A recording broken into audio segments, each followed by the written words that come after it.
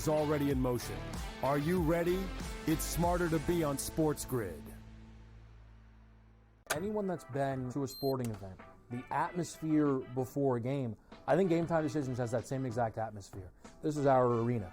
This is what we do. There is going to be an energy to Game Time Decisions that you will feel night in and night out. The excitement you get when you lock your bets in, when you're figuring out what you want to do, we can zone in on the biggest games each night. I want this to be the place that people come to before the games start so they feel as ready as possible to lock in their cards. We are going to hit every single one of those markets that you need to know about. We're going to go through every single thing, and I've got a great team behind me that's going to help me get the job done. There is not going to be a better place, I promise you, than Game Time Decisions to get that new information, react to it, and be able to then bet accordingly. We will have everything at our disposal, and we will use that to our advantage.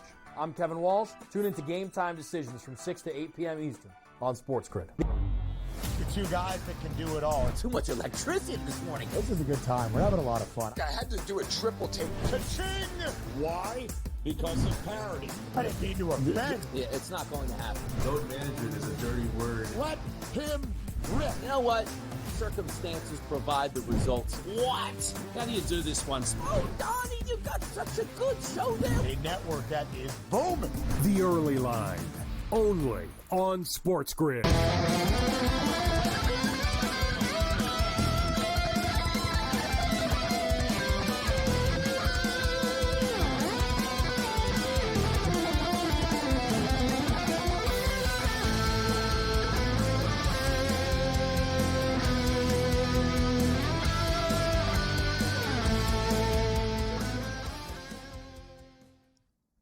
Let's roll. This is SportsRage. I am Gabriel Morency, the pimps, the players, the hustlers, the people that bust up, and everybody else in between. Let's do this thing. The Friday Night Freak Show has begun. We've got a lot of stuff to break down. We've got games going on in the late night hours. We've got games getting ready to tip off on the West Coast. We're breaking it down. Meanwhile, the Purdue Boilermakers are breaking down the UCLA Bruins. They're on the verge of winning this basketball game. I guess you could say the point spread is still at stake, but Purdue are taking control late. It's been another big night of basketball in the National Basketball Association tonight. A couple of big-time games. The Detroit Pistons, they finally lose. The Denver Nuggets going to Detroit Rock City, the Motor City. They get it done. And in the other big game, the Cleveland Cavaliers, they were down. They were down by 12 after one. They were down by 10 after two at the half. They end up chipping away, coming back and winning the basketball game, 123-116. The Cleveland Cavaliers get the road W against the Boston Celtics. A lot of criticism of the NBA all the time, but the fact of the matter is people that don't like the NBA aren't going to like the NBA. Like really, Bill Russell could, walk on water right now. Oh, you know what? In the 20s, it was better. So whatever they do, but for those of you paying attention right now, the NBA has been putting on a show on a nightly basis. And we got another show coming up here tonight with the Lakers and the Clippers. Suddenly this game got more interesting. And that's one thing we will say about the NBA. Speculative, betting markets, right? The markets assumed that LeBron James and Luka were going to play in this basketball game. They see, they didn't think they were going to play the other night, and they're playing all the time suddenly. And the number went from 5.5 to 1.5. Massive flip here with the late curveball. The Lakers are playing good basketball right now, and they want to get chemistry going before the playoffs. The Clippers are a good team. The Clippers have been a good ATS team as well. Clippers had a rough road trip, right? So they stumbled on the road. They're back on the West Coast right now. It is a Lakers home game. Right, they used to play in the same building, and it didn't really matter. Although, whatever, the fans, whatever, you know what I'm saying. But they actually do have different arenas right now. But for the record, it is a Lakers home game tonight at the Crypt, not at that nice new arena that they got there. Total 221.5. Clippers 1.5 in this basketball game. So there's always late craziness. That's one thing with the NBA is tough. So what's the deal? Now I see the LeBron. All right, here we go. Here's LeBron's numbers. I got a better feeling for the college basketball game, the Fremont Cannon. They're playing in Vegas tonight. This Laker Clipper game, I'll put it this way. I didn't. I took the T-Wolves the other night. Was it last night? They're playing every night, it seems now. I guess it was last night, right? We took the T-Wolves plus the points, and we fell short against the Lakers. I'm getting kind of tired of losing betting against the Lakers right now. What's the deal with this Purdue game? 75-62 with a minute left. The total's like 138.5. So we need 2 more points here for the total. I think they're going to the free throw line right now. We could get a couple of free throws. We should be able to get this in the last minute, and let's cash it and move on. But as far as the game tonight in Las Vegas is concerned, they're both, they're both playing pretty good basketball right now. Except I will say, listen, UNLV are kind of a mediocre team to begin with, right? UNLV were on like a 4 or 5 game losing streak. Now they've won 3 of their last 4 games. They played better. Meanwhile, Nevada actually are pretty good. They're not having a year by their standards, but they're still a pretty good team. If you look at their losses in their last 3 losses, all against pretty good teams and on the road. All right, so I don't trust the UNLV Running Rebels in a quote-unquote big basketball game, and this sort of has a mini big game feel tonight. I like the Nevada Wolfpack to get it done. The total feels light to me. I don't know what I'm missing with this. Yeah, UNLV are 16-12 to the under. Nevada are 14-14 as far as totals concerned. But you got a 133.5 on the board. And if you look at Nevada, they put up 84 points against Wyoming. They put up 69 on the road against at home, against Boise State. Boise are a good team. They scored 71 on the road at Colorado State. They scored 73 against San Jose State. They scored 94 against Fresno. They scored 74 against Air Force. They played UNLV already earlier this year, and they beat them 71-65. So the number is pretty close at 133.5. But you get where I'm going with this. Nevada routinely get into the 70s. And on a good night, they're going to get into the 80s. And we got a total of $133 here. Give me the Nevada Wolfpack on the money line to beat UNLV. Go fight, win. And give me the over in this basketball game. So we got a little bit of time for tip-off here for this one. All right, we got a full house on the program tonight. You know how we roll on the Friday Night Freak Show. Tony Finn puts the freak in the Freak Show. So Tony Finn will step up and join us from Area 51, and I understand there's been some strange sightings. Literally and figuratively, I saw a headline today on like a reputable media site, and it said people are curious and concerned, and they're seeing strange vessels and aircraft coming and going from Area 51. It's like, yeah, it's Area 51. You know what I mean? It's like, that's what goes on there, right? Strange things, right? I lived in Vegas, and I tell you what, I used to have a view into that direction, and man, you'll see in the middle of the night and stuff, there's a lot of weird stuff that goes on there. These sort of stealth things are moving. I used to just stand on my balcony and watch the show. A couple of times it scared the hell out of me. They've flown right over Vegas and right past. I had lived in a tall ass tower. I was looking out at a bunch of helicopters. I was thinking it's a good thing I'm not a coke dealer. Otherwise I'd be getting raided right now. It was right out of a movie. But nevertheless, Tony Finn steps up in it. We got Rob Vino in the house. Always look forward to Rob Vino's breakdowns. We'll get into the college basketball card with Rob Vino. Maybe a little Major League Baseball future talk. We'll get into the baseball talk with Tony Finn, as well as college basketball. We got our main man Gamblu back in the rotation tonight. Lou steps up in it. We got a UFC fight night to break down, so we'll let Lou navigate us through the card. And Lou loves it all. He loves hockey, coming off the Four Nations. Stanley Cup playoffs are around the corner, although there's still a lot of hockey left to be played here. There's still 20-plus games for teams to be played. It's a little less than 2 months away still, the playoffs. But another thing that Lou is really into, and it just keeps on getting better and better every year, college baseball. College baseball is just lit, right? It used to be okay, we all knew about the College Baseball World Series, and the hardcores would go to it and knew about it and would bet on it. But now from the first pitch of the college baseball season, which was like, last Friday, whatever it was, after, the week after the Super Bowl. And they were all fired up when I was in New Orleans about it because LSU is good at baseball, right? And they were talking about it. It was on the news a lot. But college baseball, like, if you're not paying attention to this stuff, guys, do yourself a favor. Like, every freaking game, man, there's like walk-off grand slams, crazy plays at the plate, crazy comebacks, crazy catches. The players have fun and are doing crazy dances. The fans are supercharged and super into it. Like I said, this stuff is a hot ticket. It keeps on getting better and better every year. And I enjoy it because we hit a winner today with Texas Tech, baby.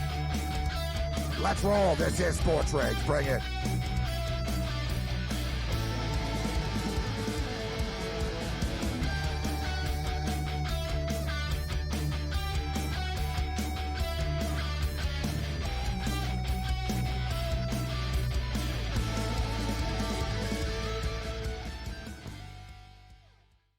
So my team didn't win this weekend, but I still did with this app that's taking over the game. Sports Millions Pick'em lets you make quick and easy predictions. Pick your favorite players, go higher or lower, and you can still win big even if your team loses. Plus, the multiplier is insane. With just a few picks, you can win big money. So get on it. They've got a welcome bonus to help you start off your winning streak.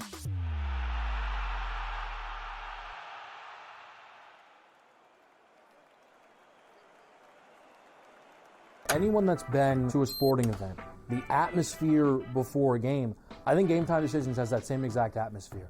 This is our arena.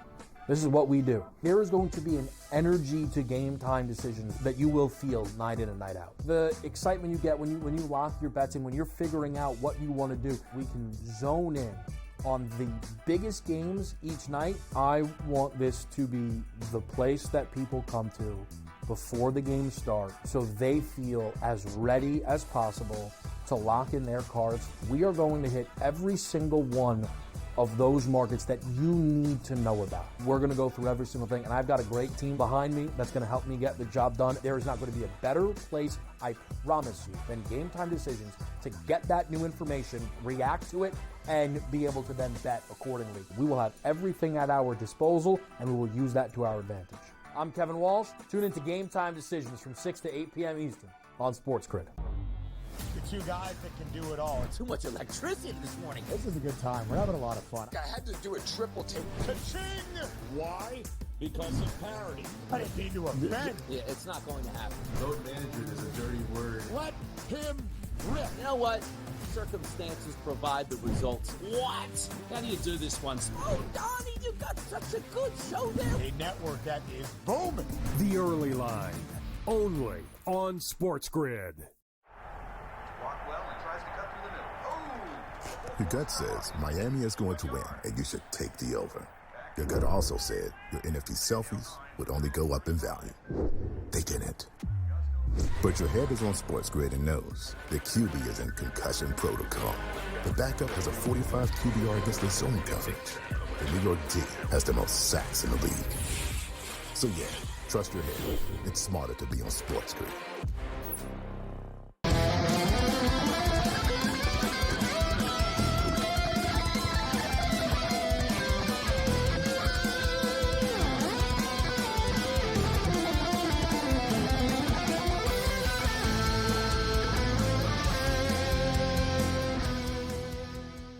This is Sports Rage. I am Gabriel Morency, Sirius XM Channel 159, SportsGrid Radio and Television Network. Let's do this thing. The Clippers and Lakers are ready to tip off right now, and normally I don't panic and I don't choke and tell you guys I don't know, but this game really does baffle me. I want to take the Clippers, but like I said, you got the late curveball that LeBron and Luka are both actually playing in this game. I'm curious to see the matchup with Kawhi Leonard and how he matches up with Luka and these guys. Thing is, Kawhi Leonard, he's not really the defensive player he used to be. He's still awesome when he plays, but his knees are too short to, like, give it at both ends. So he's more of an offensive guy now. He can still score at will, but he's more of an offensive guy. Yeah, you know Harden's going to be fired up for this game tonight. You know, it's a big rivalry, obviously. It's a fun basketball game. It's just a tough game to bet on. And it's basically a stone cold pick 'em, right? It's like 1.5. And speaking of Kawhi, Kawhi hits a 3 to get things going. But my gut tells me that the Clippers are the play here. But like I said, I took the T-Wolves plus the points last night against the Lakers and fell short. College basketball, we got a big rivalry game coming up in college basketball tonight in Sin City in Las Vegas as well, with UNLV and Nevada. Nevada are a better team than UNLV are. UNLV are 3-1 straight up in their last 4 games, but look at the teams that they beat, and then you look at the teams that Nevada lose to. Nevada aren't having a great season by their standards, but they're still a 16-win team. I think the Nevada Wolfpack are going to get it done tonight, and I don't understand the total of 133.5. It's too late. It feels strange, almost trappish. That game doesn't tip off till 11 o'clock Eastern, though. Let's bring Cam Stewart in. We've got Lou Gamblu back in the house with us. Good to see you, Lou. Good to see you, Cam. How you doing tonight, Lou? I'm doing great, guys. Great to visit with you. Hope all's well. We have UFC fights to squeeze in here as well, guys. Yeah, there's always UFC fights to squeeze in. It's like there's always room for Jello. There's always room for UFC There's fights. always room for Jello. I haven't heard that one in a long time. Not a big fan of Jello, but that was the saying. There's always room for Jello. Yeah, because it's air. But Lou, you're a big college baseball guy. I know you've been going to the College Baseball World Series for years, but the popularity of a lot of NCAA sports, and the NCAA is taking off in a lot of levels. NCAA hockey is bigger than it's ever been before. Women's NCAA sports are way bigger than they've ever been before. I mean, people don't realize that wrestling sells out when the NCAA wrestling tournament is massive. Like, you know what I mean? So there's always sort of been it's been niche before, but it's getting, women's volleyball, right? You would know from the Nebraska scene, like Nebraska women's volleyball, bro. It's like they play in football stadiums if they want to. So there's all this big buzz, but college baseball, people pay attention before, right? Come College Baseball World Series and, books would put lines up for it. But now it's just all out, all in. And stadiums are full. There's tournaments going on. There's high energy. And the college baseball popularity's never been bigger than it has been before. And we see these players, too. People identify with it more because they're guys like Paul Skeens. They go from college to the pros quicker than they used to now. But I've been betting it, although with caution. And if there's one thing I've learned about college baseball is it's crazy. You can have a lead. The team can blow the lead. The games are wild. I bet one college baseball game today, Texas Tech against Illinois on a neutral field in Las Vegas. And they were going back and forth all game, guys. It was like 3-2 for most of the game for Illinois. Then it was 4-3 for Illinois. And then it was like 5-5. And then next thing you know, boom, Texas Tech erupts for 5 runs in the 9th inning. They end up winning the game 10-6. But it's nice to see, Lou. And the bettors and I think the sports books, too, have something to do with it, to be honest, too. I talked about this in the past. They want customers. So they're giving people more and more options all the time. I mean, hell, I can bet like a live in-game New Hampshire baseball game if I want to now, Lou. It's the new world we're living in. But college baseball is a hot sport right now. Gabriel, and I couldn't be happier for baseball because of it. College baseball, you say, well, yeah, you got guys like Skeens. Well, college baseball players are different than pro baseball players, almost in every capacity. They're thin. They're fit. They hustle out to the field. They run down to first base after a walk. They play for pride and heart. The game is pure. You're getting a magnificent form of baseball, especially when you get to Omaha, where I grew up, and you're now down to the final teams. I'll even expand that into the regionals. So right now, we're not even in conference play. So it's early.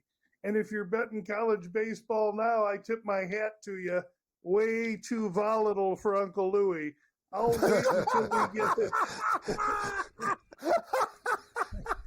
wait until we get closer to the regionals and the super regionals, where I've had a body of work and these teams have been in conference, and I really know what I'm going to get. But I'll say this year when the College World Series is set, there'll be 8 teams, and 5 or 6 of them will come from the SEC and the ACC. And then you got who? Maybe Oregon State and somebody else, but that's how you're going to look when we get to the end of it all. It's which of the ACC and SEC teams will make it through to the end.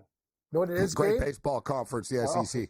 Lose the best. Because you know what? I'm starting to realize he's a really patient guy. We heard that speech with hockey, too. God bless you guys for betting on regular season hockey. I'll wait till That's who you are, Lou. You're Mr. Patience. You just Lou wait doesn't and start wait betting and until Game 6 of the Stanley Cup Finals. Exactly. Yes, I love this guy. You're the best, Well, Lou. I'll tell you this. When you wait to play baseball until the playoffs, you know that when Toronto comes to Scottsdale the night before the game, they're not in South Scottsdale drinking until 4 a.m. They're getting ready to play a baseball game. In August, in regular season, these guys are playing golf and playing a lot, but they're doing a lot of stuff besides baseball. One thing with college baseball, too, the players have fun. The dugouts are fun, right? The celebrations are fun. It's just, it's pure, like you said.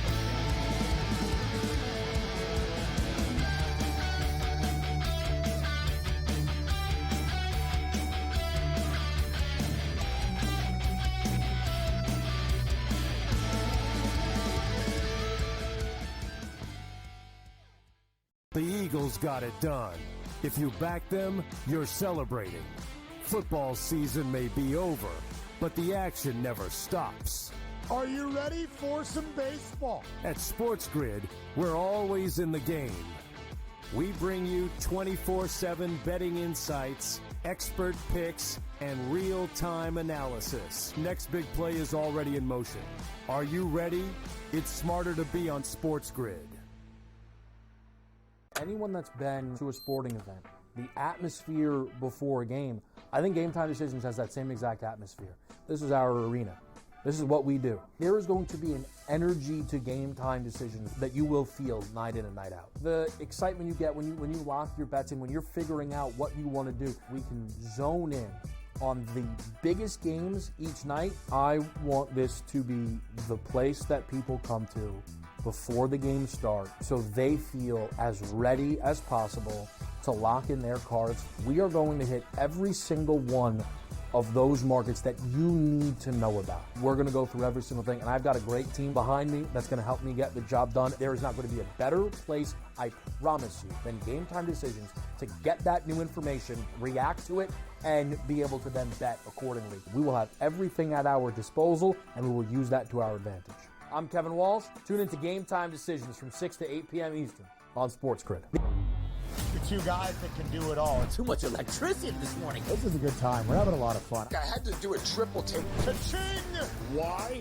Because of parity. I didn't mean to offend. Yeah, it's not going to happen. Load management is a dirty word. Let him rip. You know what?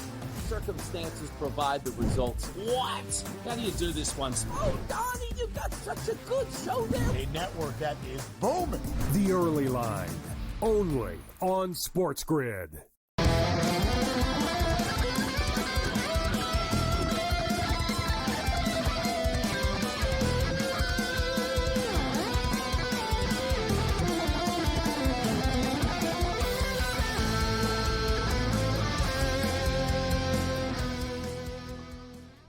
Let's roll. This is SportsRage. I'm Morency. SportsGrid Radio and Television Network, Sirius XM Channel 159. The Dallas Stars are beating the LA Kings 6-2 right now with 6 minutes left in the game. Colorado were down to Minnesota early. They've come back. They're up 3-2 right now. Still a lot of hockey left. 8.5 minutes left in the second period of play. The Lakers are a little flat, as I kind of expected. I thought they would be flatter last night, but Clippers playing well. It's still super early. It's 19-13 right now in the game. The Clippers are now 3.5-point favorites. Total 225.5, minus 155. We got Lou in the house. We'll get into UFC Fight Night. But Lou, baseball is around the corner. And what's the buzz in Arizona about the D-backs? How do you feel about the D-backs coming into the year? Are people expecting a bounce back season. I will say this quickly about them. The Max Muncy of the Dodgers was talking about the uncertainty of baseball. And he taught they said, you guys are supposed to win 104 games this year and you're stacked. And he goes, yeah, we are, but we got to go out there and do it. And he goes, there's a lot of good teams in our division. And he goes, look at Arizona. 2 years ago, they made the World Series.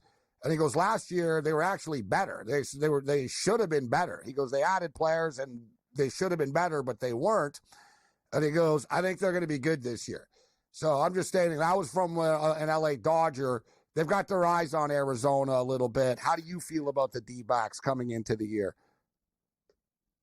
Specifically, Gabriel, because that total of what I'm interested in now is baseball season total wins, because that number is right in the middle or just a few games above 500. I'm not regarding it because I'm really trying to find big numbers to go below or low numbers to go above. And so overall hope and the feel of the area for the Diamondbacks is positive.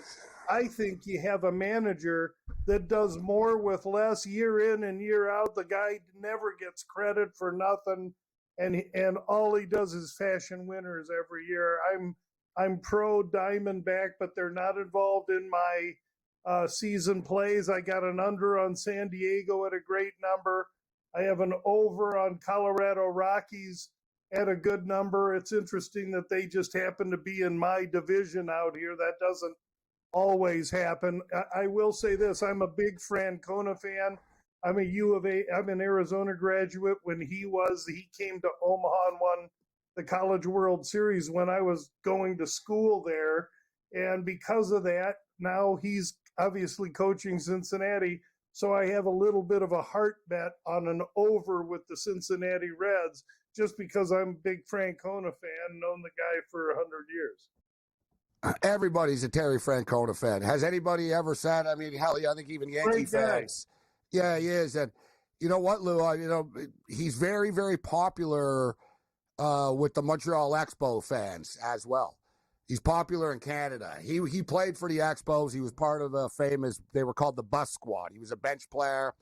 But his bench guy, his right-hand guy all the time, his bench coach all the time is Brad Mills, another Expo. Yeah, another U of A guy. That guy played at the U of A. There you go. See, Lou, they go way back, right? And it connected. Right. They played on the Montreal Expos together. They played on the Expos together, Cam. Both just journeyman bench type guys, right? Yep. And yeah, just stuck together through all those years. Both very awesome. Class acts. Both class acts. Great guys. I always thought the Blue Jays should have hired Terry Frank. Like, I agree. If that was my deal, I always would have been like, we're going out of our way, whatever it costs. When Francona's available, we want Terry Francona to be our manager. That's like if I was the Blue Jays. But you missed that. Such a great point. Such a great point, Gabe. And you know me. I should be running the team. Oh yeah, no. It's actually funny because you know a guy, our good friend, who's in the Canadian and American Baseball Hall of Fame for writers, Gabe, and he gave me the same speech because his first job was he worked for the Expos, then he went to the Blue Jays, and he said the same damn thing that Lou's saying about Terry Francona. Smart people know. They should, well, the thing is, John Stud, but Francona's a real baseball guy through and through. He's the best. All you need to know about Francona and Mills is after they won with the Boston Red Sox, didn't change. No. You know, Lou, him forever. Didn't change. Like, you know what I mean? Didn't become this big ego. Like, didn't change. No, I remember I was surprised that Mills remembered my name. I saw him in Toronto like years later in like the tunnel, and he's like, "Hey, Gabriel, how you doing? Good to see you." I'm like, "Hey, man." I'm like, "Hey, good to see you, Brad." Like, I was like, "Whoa." Yeah. Right? And just good guys. Like you said, they're just good guys. But you're bang on about Arizona. I think they're a dangerous team, but the odds makers did their job on them. 86.5. It's unbettable. They're going to win 88, 85, 80, you know what I mean?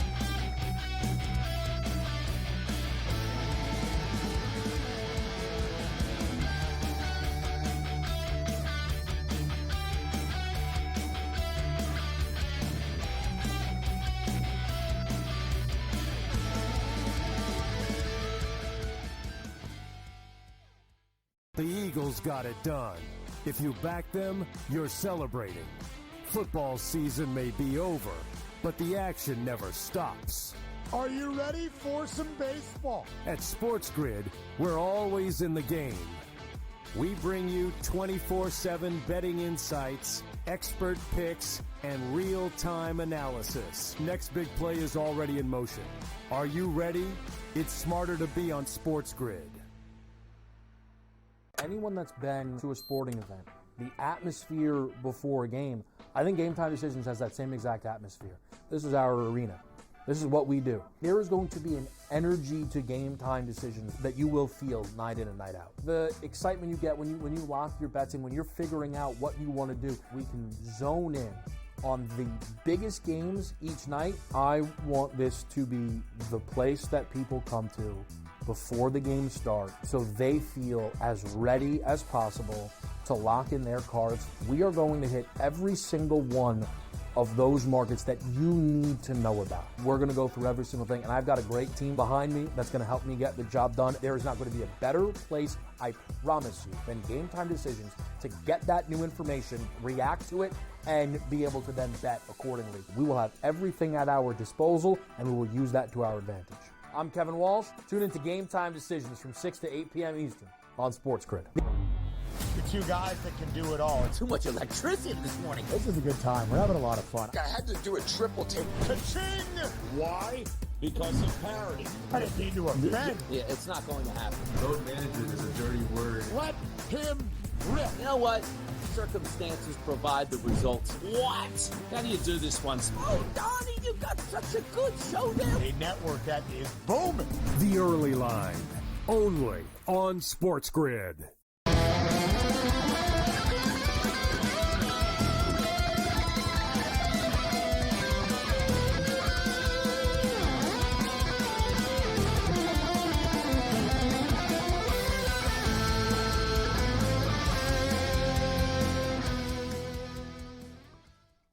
Let's roll. This is SportsRage. I am Morency. Lakers trailing the Clippers early right now, 21-13 for the Clippers. 2.5 minutes left in the first quarter of play. We got Lou in the house. I promise we're going to get into the fight night picks, but just a quick look at the baseball. And Lou, you said you're looking for low numbers, and I totally get it. I like to do it. I bet on Colorado a couple of years ago. The total was the exact same, too. It was 59.5. And I said it's going over, and I tried to convince one of our colleagues, George Kurtz, to jump on board with me, and he wouldn't do it. And I told him, you're going to regret this. They're going to go over the number. And I swear it came down to the final weekend, but of course they were playing the Dodgers, and the Dodgers needed the games. And the Dodgers, it didn't work out for Colorado. But I like your style. I'm seeing 59.5 for Colorado. I'm staying away from them. I thought I was being a hipster by liking the Athletics over this year, but a lot of people do. And it's 71.5, so to me, it's very manageable. But, looking at the low number here, the team that nobody wants to touch, guys, the Chicago White Sox, 52.5. And if you go by past history, teams that hit rock bottom, they do win over their win expected total. Like, they're getting priced for last year almost right now. Now, I know this sounds crazy, but there are some very, very smart, projections out there and stuff that have the White Sox winning 59-63 baseball games this year. It's bold to say that, but it's 52.5. That's pretty insane, man. 52.5 is the win total. But what are the win totals that you bet already, Lou? I'm just blown away by that number because an old timer like me, we would never see that. So I'm just trying to do the math off my head. I'm like, you can still lose. You could lose 114 games and still win. You're right, Gabe. Look at the division they're in. Kansas City overachieve. You got that's a weak division. No, but KC are good. Detroit, KC are pretty good. KC are pretty good. Detroit are getting very good.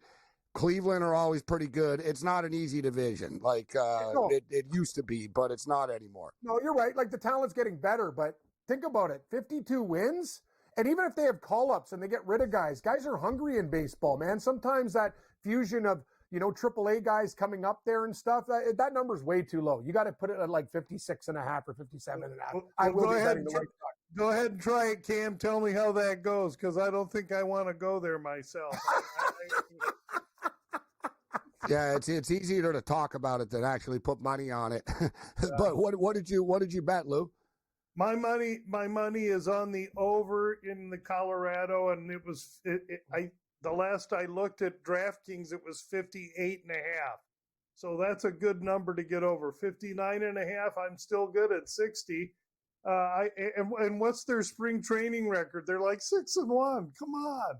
And somebody's eventually gonna wake up on the Rockies. So I went over Rockies. I went under Padres, but I got the number early, 80. I got a great number. I think it's closer to 85.5 now. That's still an under. That ownership group is in lawsuits against each other. That team looks like it's going to be selling as it comes in. There's shrapnel coming off of that machine.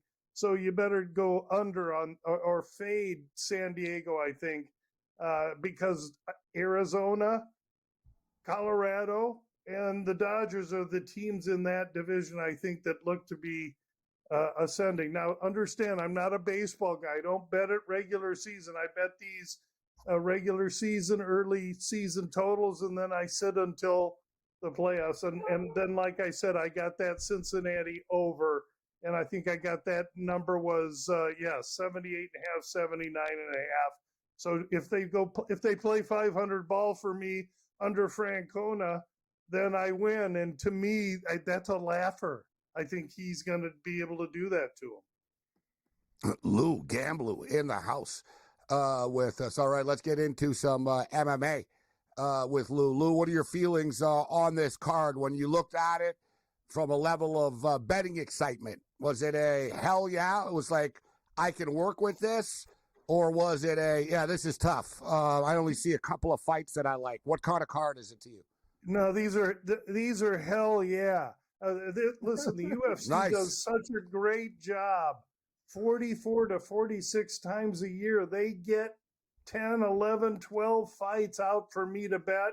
And if they're going to do that for me, they're going to allow me to thrive, to be quite honest. Now, maybe not every single card, but over the long haul, I appreciate what the UFC is doing, and they're deft in what they're doing. This card has mostly fighters that are very obscure. There's not a lot of big, heavily bodied fighters. There's only 3 fights at 170 and above, and it's in the Apex with few fans and a small cage. All that being said, there's opportunity in the card. So let's start off with the main event here. Cop is a minus 210 favorite in this fight. Lou, what did it open at? Which way is the direction going here? Because I imagine the public will bet on the favorite here in this fight. Yeah, Cop actually opened minus 250, and the hesitate. Wow. He went down to about 220 all week. I see 220 there on the screen. That's where he remained. But what I will say is there's uncertainty with Cop because as wildly athletic and dynamic a fighter as he is, that's how cocky and overconfident he can be. And sometimes he comes out, he plays with his food, he looks distracted, he doesn't give the effort he should. And when he's been beaten in the UFC 3 times, it's been by grappler wrestlers that can crowd him, take him down, and press on him. He can't. I was going to ask about the smaller cage here at the Apex, Lou. Is that a disadvantage for him?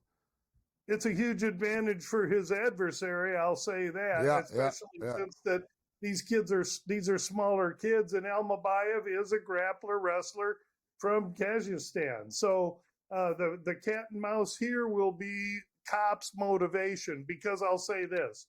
If this dude comes in and there's somebody there with a whip and a chair, making sure he's mean as a junkyard dog and motivated as hell when he comes into a fight, he steamrolls anyone in the division.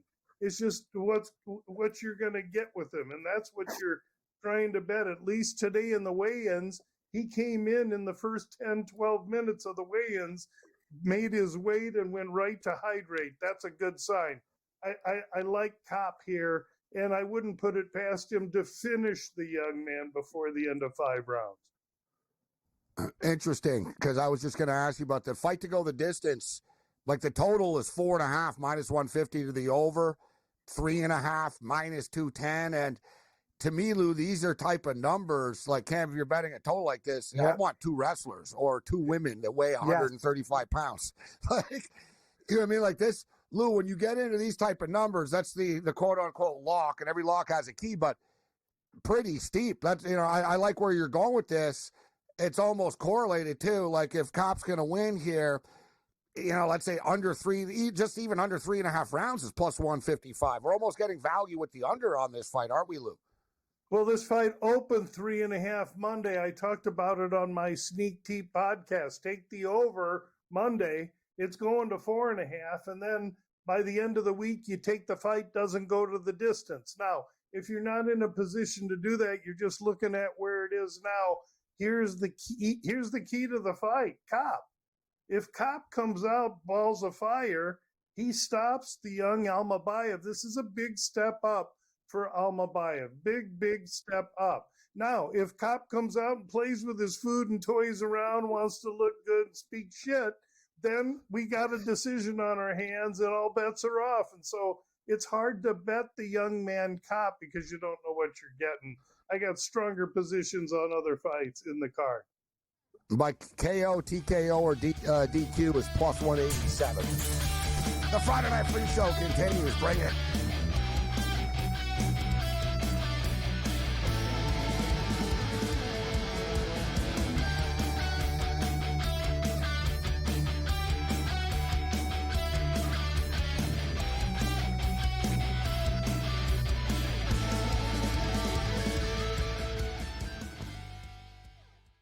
The Eagles got it done.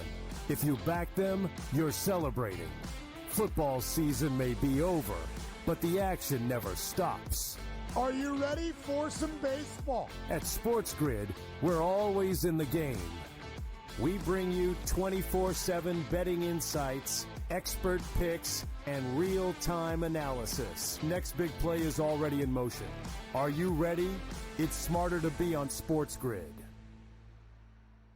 Anyone that's been to a sporting event, the atmosphere before a game, I think Game Time Decisions has that same exact atmosphere. This is our arena.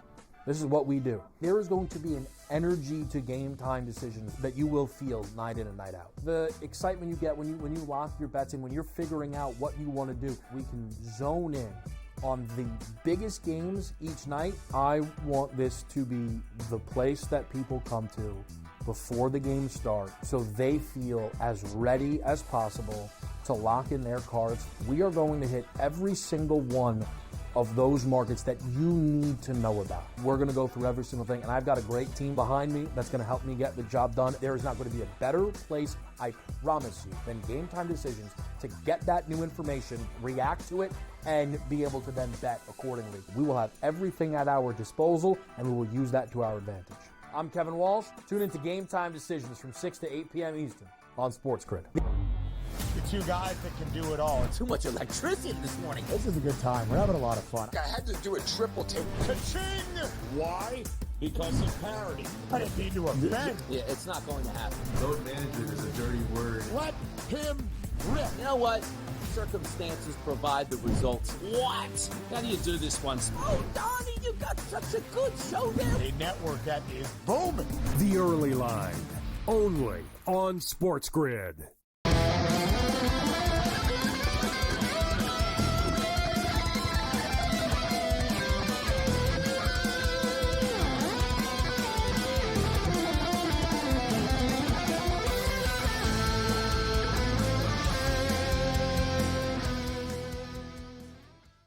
This is SportsRage. I am Morency. We're rolling along here. Sirius XM Channel 159, SportsGrid Radio and Television Network. The Lakers have gone on a run as well right now. All right, we got Lou in the house. We're talking MMA. So to wrap up, he likes Kopp here, but he's not a fully, he's not fully trustworthy. So what do you do, Lou? Because you don't really want to lay 200, minus 210, I see now, 220, etc. So for people tuning in, do you just take a shot that he gets it done inside the distance? No, but let's bet some other bets. There's other fights on this card that are more compelling and better bets, like the co-main event where I got a couple angles for you. And let's talk about that one, and then listeners can can decide what they want to do. But that all right, main Marquez. event, sometimes you just watch a fight. Marquez, yeah, that doesn't work for our viewers. These guys are betting everything. Cam's betting Australian horse racing right now as we speak. And Thailand golf. Bets on this fight. I got three bets on this fight for you. yes, so on Lou. Brundage and Marquez. What about this one, Lou? Because this one, there could be some early fireworks in this fight, right? What do you think about this one?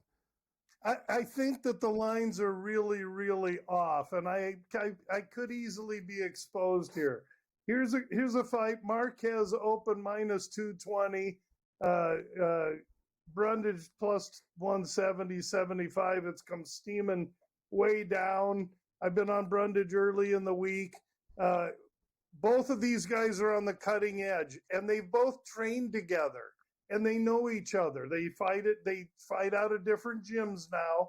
And when the UFC puts two guys together that are 0-3 or 2-1, 1-2 and 0-3, you can't say, no, I'm not fighting that guy. So they're fighting each other as acquaintances. Marquez, big, strong, probably a little more deliberate and powerful. Striker, can't wrestle, can gas. Brundage, the wrestler, more diligent. But he tends to not do well sometimes. He can wilt under pressure. So what's Marquez going to do to Brundage? Pressure him. What's Brundage need to do to Marquez is wrestle him up and make this a 3-round fight. And that's where I argue with the total here. I think Brundage is a dog. I'm gonna side with him because of his cardio and the fact that he can wrestle. He's going to have to weather a big first round. I like the over 1.5 quite a bit. If you're in a DraftKings state, the fight to start round 2 is minus 140.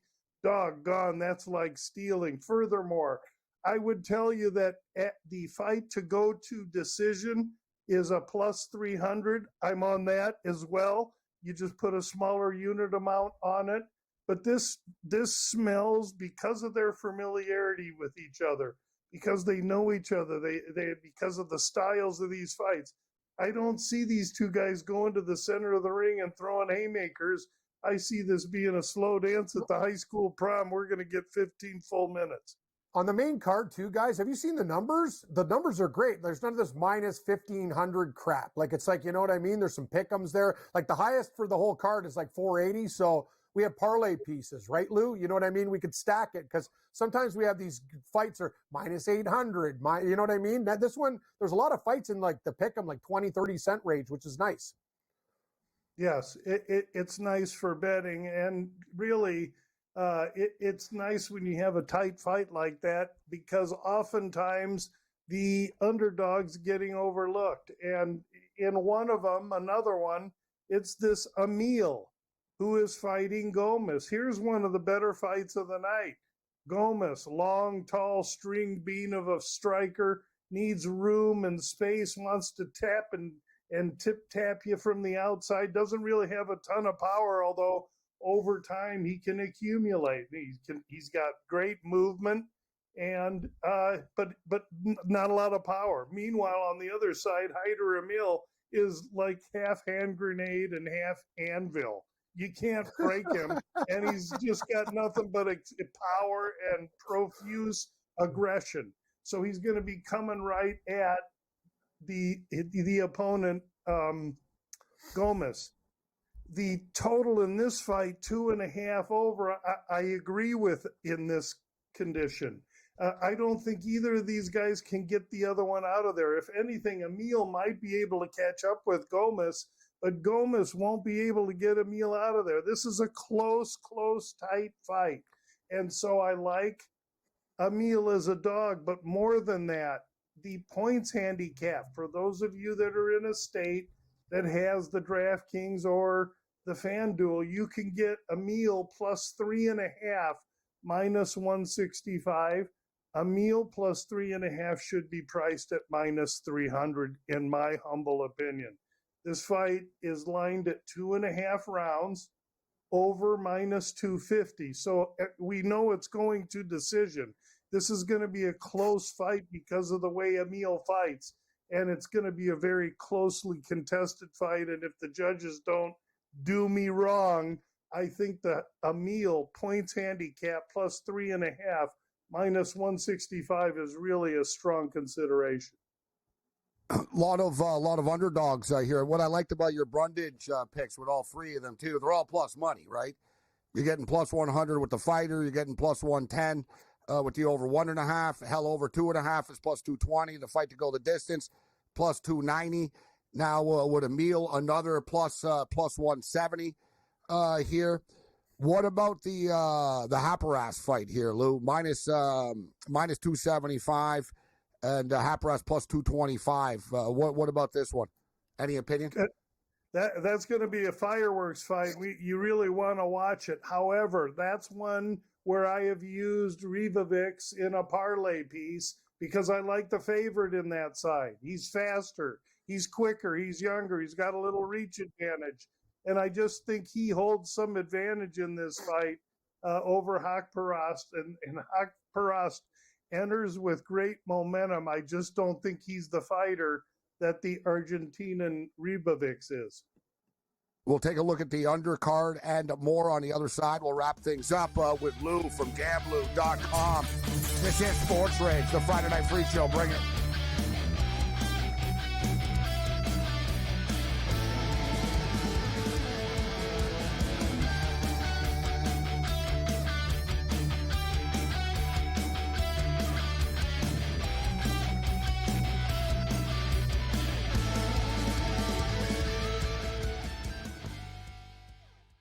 The Eagles got it done. If you back them, you're celebrating.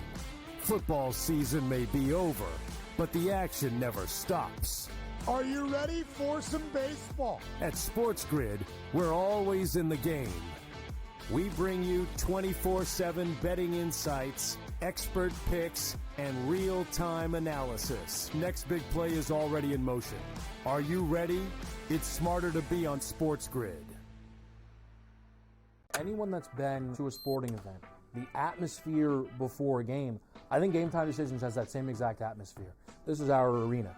This is what we do. There is going to be an energy to Game Time Decisions that you will feel night in and night out. The excitement you get when you lock your bets in, when you're figuring out what you want to do, we can zone in on the biggest games each night. I want this to be the place that people come to before the games start so they feel as ready as possible to lock in their cards. We are going to hit every single one of those markets that you need to know about. We're going to go through every single thing, and I've got a great team behind me that's going to help me get the job done. There is not going to be a better place, I promise you, than Game Time Decisions to get that new information, react to it, and be able to then bet accordingly. We will have everything at our disposal, and we will use that to our advantage. I'm Kevin Walsh. Tune into Game Time Decisions from 6 to 8 p.m. Eastern on SportsGrid. The two guys that can do it all. Too much electricity this morning. This is a good time. We're having a lot of fun. I had to do a triple take. Ka-ching! Why? Because of parity. I didn't mean to offend. Yeah, it's not going to happen. Load management is a dirty word. Let him rip. You know what? Circumstances provide the results. What? How do you do this one? Oh, Donnie, you got such a good show there. A network that is booming. The Early Line, only on SportsGrid.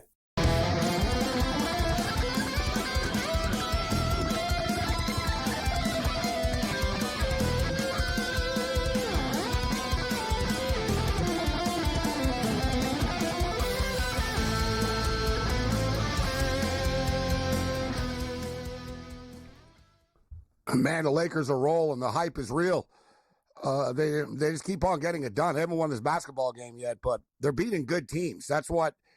Listen, whatever the Lakers are going to do, good or bad, it's going to be overreaction or panic, etc.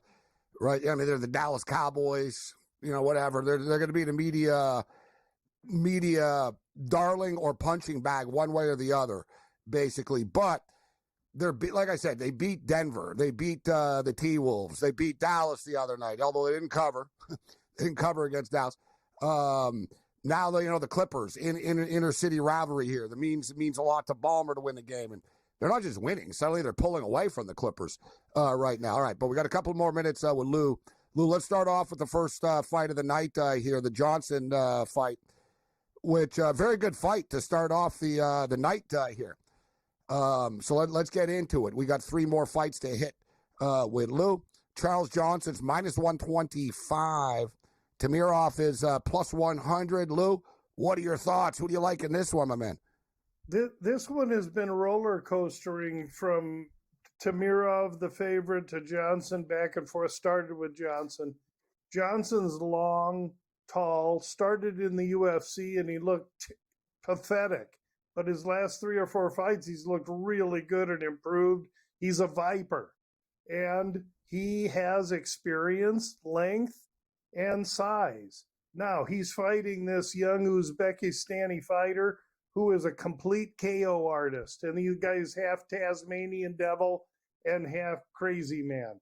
And he's going to come in the first few minutes of this fight and completely attack Johnson in this fight. It'll be an interesting thing to see how this works, because Johnson must sell his soul to the devil to get this fight into round 2, where his experience and guile will be able to, I think, completely paint the fence of this young man who's going to run out of gas. That's how I see this fight working out. I think Johnson is a great consideration, but at minus 125, I want better than that. You look at the total line, again, 2.5 heavy over.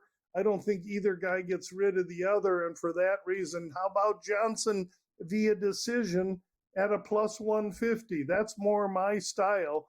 Let's bet something to win more than what we're outlaying, and I'll take Johnson via decision at plus 150. Lou, was it the Ramos fight you wanted to hit? There was 2 more that you've got circled. Yeah, what Ramos were the other is, 2 fights? Ramos is one against Chepe Mariscal. Mariscal opens minus 220. Now he's like minus 500. Yeah, he should be the favorite. He's just this complete bull in a china shop knockout artist that's just aggressive as all get out. And unfortunately for Ramos, his opponent, he does well against everybody except guys that bully him. So he looks like on paper he's made for Chepe. But this price has gotten way out of whack. Ramos has pride, has ability, and if Chepe gets a little cocky, he could easily walk into some kind of submission, albeit he's never been submitted. That's Ramos's path to victory, some kind of submission. And I think that the only way to play this fight is a small bet on a Ramos inside the distance or Ramos submission. See if you can go long and try and attack it that way. And last fight on the way out, Lou. We got about a minute left here. Last fight on the way out is Patterson and Barlow. Here's a favorite I'm going to give you. Patterson, long, tall, UK fighter, got the tall man's disease, and he's a submission specialist. He needs this fight on the floor. Danny Barlow wants to keep it standing. Striker versus grappler. I like this fight to go over the total. I like Danny Barlow inside the distance. And so maybe some kind, you want to get cute and you take Barlow in the 3rd round, okay. But really, I think you take this fight over, and I think you take this fight, Danny Barlow, inside the distance. I think he ices him after a round or 2. Awesome breakdowns as always, Lou. Great stuff. Where can people find you online? Gamblu.com is the single point of focus for me. Get me there. Thanks so much for having me on, guys. I really appreciate it. And we'll talk again sometime soon. You rock, Lou. Cam, who you taking, UNLV or the Nevada Wolfpack? I'm on UNLV, Gabe, going with the Rebels tonight. We'll see what happens. That line went to 2.5 as well, but hope we're on the right side, buddy. I'm going to roll. Listen, it's a toss-up game. It's a rivalry game. The point spread speaks for itself here, but I'm going to take the Nevada Wolfpack on the money line, minus 130 and over 133.5. Let's roll. Total.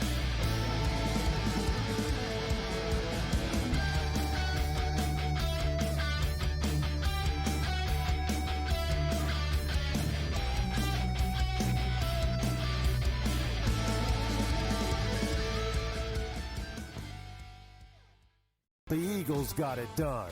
If you back them, you're celebrating. Football season may be over, but the action never stops. Are you ready for some baseball? At SportsGrid, we're always in the game. We bring you 24/7 betting insights, expert picks, and real-time analysis. Next big play is already in motion. Are you ready? It's smarter to be on SportsGrid. Anyone that's been to a sporting event, the atmosphere before a game, I think Game Time Decisions has that same exact atmosphere. This is our arena.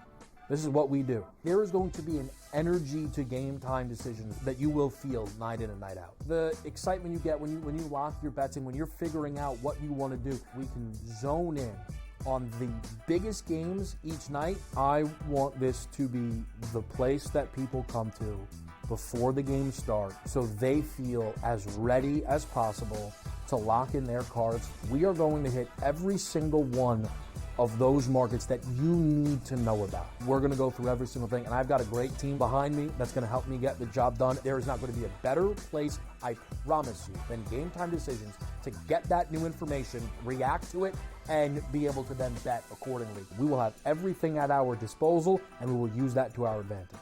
I'm Kevin Walsh. Tune into Game Time Decisions from 6 to 8 p.m. Eastern on SportsGrid. The two guys that can do it all. Too much electricity this morning. This is a good time. We're having a lot of fun. I had to do a triple take. Ka-ching! Why? Because of parity. I didn't mean to offend. Yeah, it's not going to happen. Load management is a dirty word. Let him rip. You know what? Circumstances provide the results. What? How do you do this one? Oh, Donnie, you got such a good show there. A network that is booming. The Early Line, only on SportsGrid.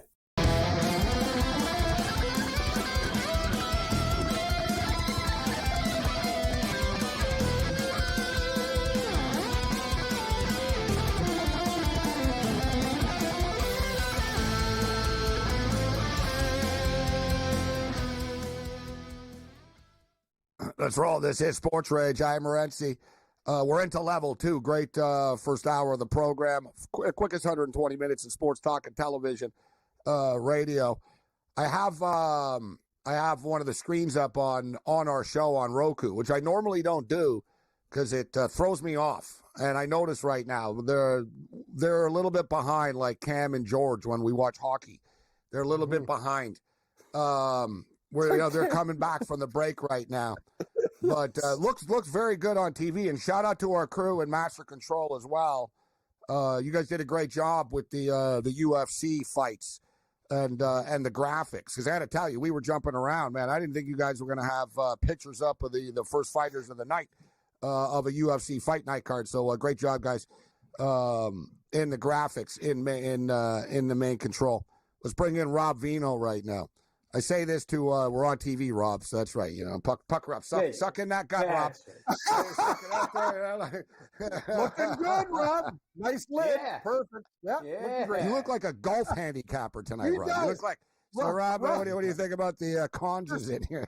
You're so right, Gabe. When I go to the golf club, I go, Rob Vino, he's my guy. He's my guy with the member guest. He's like sitting there, ready to go. $5,000 clubs. You look like $1 million, Vino. It's become a trademark on these Wager Talk videos for the last 6 years. And I even do a show with a colleague of mine, Hakeem Prophet. And when I go on the show, we actually give $50 to anybody who can guess what color polo I'll be in that day. I have about 20 That's awesome. different colors of these things. And the chat starts before we even come on air. It's loaded up. Vino in yellow, Vino in green, Vino in... So tonight it's kind of like, I don't know. If we did that, what color? Exactly. I just figured I'd keep it simple tonight. Tawny was back tonight. Hit a home run in his first at bat. We'd be broke. Yeah, we do it with Cam. Like, what color Cam? Like, it would be. We'd have to do it with Cam. Like, will Cam have a new shirt? And it'd be like, we'll give you $1,000. That's so true. He's only got 3 of them, so I wear 3. Yeah, you're right, Gabe. I don't want to eat up too much time, but for that show, we even give the viewers a list of all the colors that I own. Amazing. And they still come in colors that aren't even on the list. We're like, what's wrong with you people? We gave you the list. You can't be coming in with the 23rd color that I don't even own. You lose.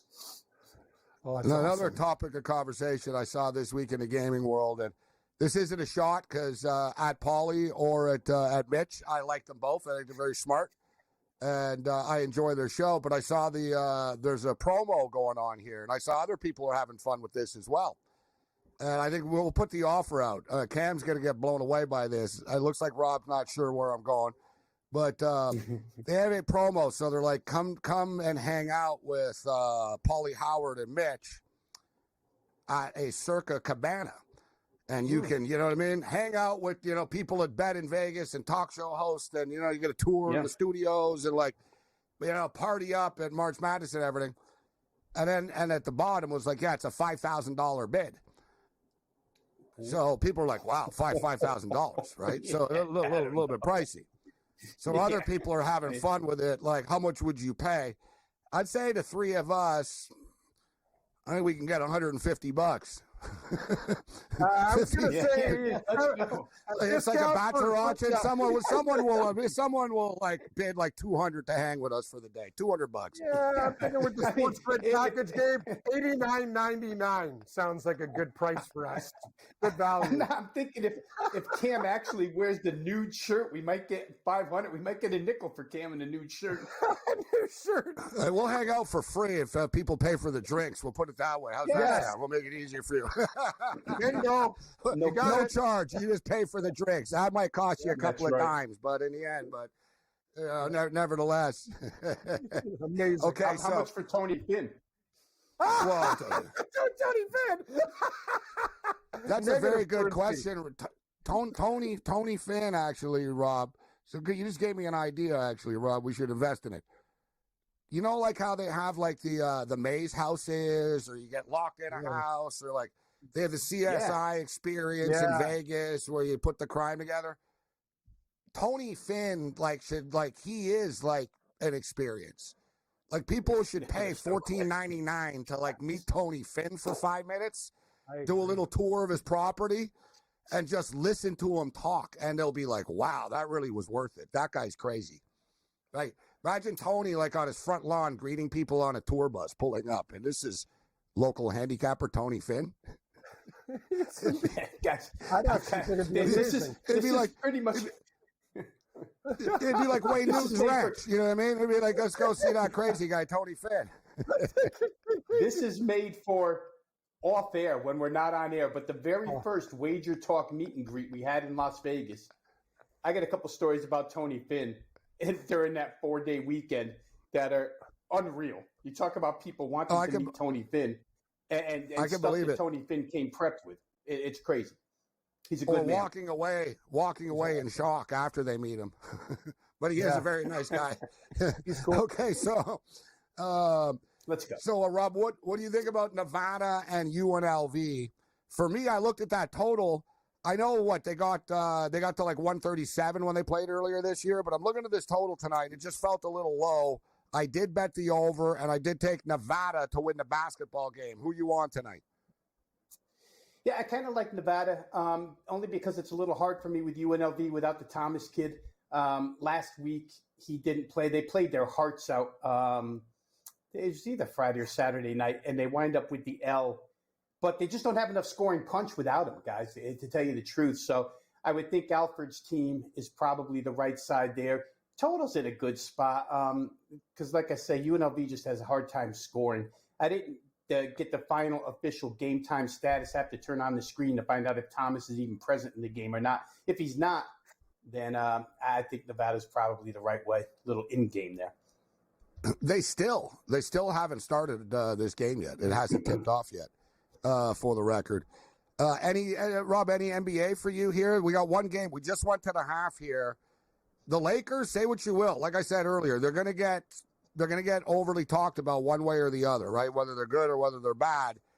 But they're beating pretty good teams. You can't say it's been a pretty good week for the Lakers right now. A lot of people didn't think that or both of them would play, or one of them would play, or people didn't think both of them were going to play. And we saw it got up to like 5.5 at one point. And then, boom, there was a late curveball late that they were both going to play tonight. The Lakers have been up most of the game, but the Clippers don't go away. It's 59-54 at the half right now. Total 228.5. Clippers now getting 5.5 in the game. Any opinion in the Battle of L.A.? Well, I have two things riding out there still, Gabe. The play here's a good one. I went in the heaviest this morning on NBA on the Minnesota-Utah game over 226. About 6 hours later, early this afternoon here on the East Coast, you get Anthony Edwards suspended with 16 technical fouls. Oops, don't know if I like over. You get Lauri Markkanen ruled out. Oops, don't know if I like over. But I do have 94-92 at the end of 3. So that over 225.5, 226 is looking pretty good. And I played the Lakers team total, Gabe, up and over 110.5, just figuring that one of these games, Luka's going to shoot the basketball. He was horrible again last night. 1 of 9 from 3, terrible night shooting. So maybe tonight they get there.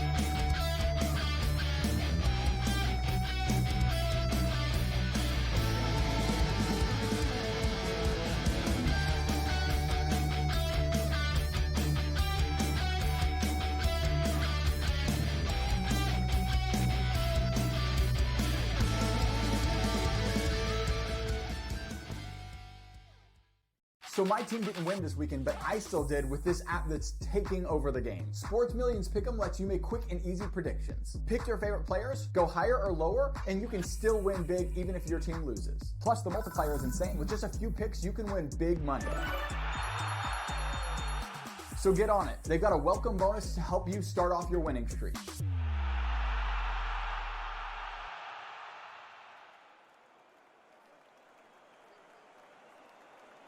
Anyone that's been to a sporting event, the atmosphere before a game, I think Game Time Decisions has that same exact atmosphere. This is our arena. This is what we do. There is going to be an energy to Game Time Decisions that you will feel night in and night out. The excitement you get when you lock your bets in, when you're figuring out what you want to do, we can zone in on the biggest games each night. I want this to be the place that people come to before the games start so they feel as ready as possible to lock in their cards. We are going to hit every single one of those markets that you need to know about. We're going to go through every single thing, and I've got a great team behind me that's going to help me get the job done. There is not going to be a better place, I promise you, than Game Time Decisions to get that new information, react to it, and be able to then bet accordingly. We will have everything at our disposal, and we will use that to our advantage. I'm Kevin Walsh. Tune into Game Time Decisions from 6 to 8 p.m. Eastern on SportsGrid. The two guys that can do it all. Too much electricity this morning. This is a good time. We're having a lot of fun. I had to do a triple take. Ka-ching! Why? Because of parity. I didn't mean to offend. Yeah, it's not going to happen. Load management is a dirty word. Let him rip. You know what? Circumstances provide the results. What? How do you do this one? Oh, Donnie, you got such a good show there. A network that is booming. The Early Line, only on SportsGrid. Your gut says Miami is going to win, and you should take the over.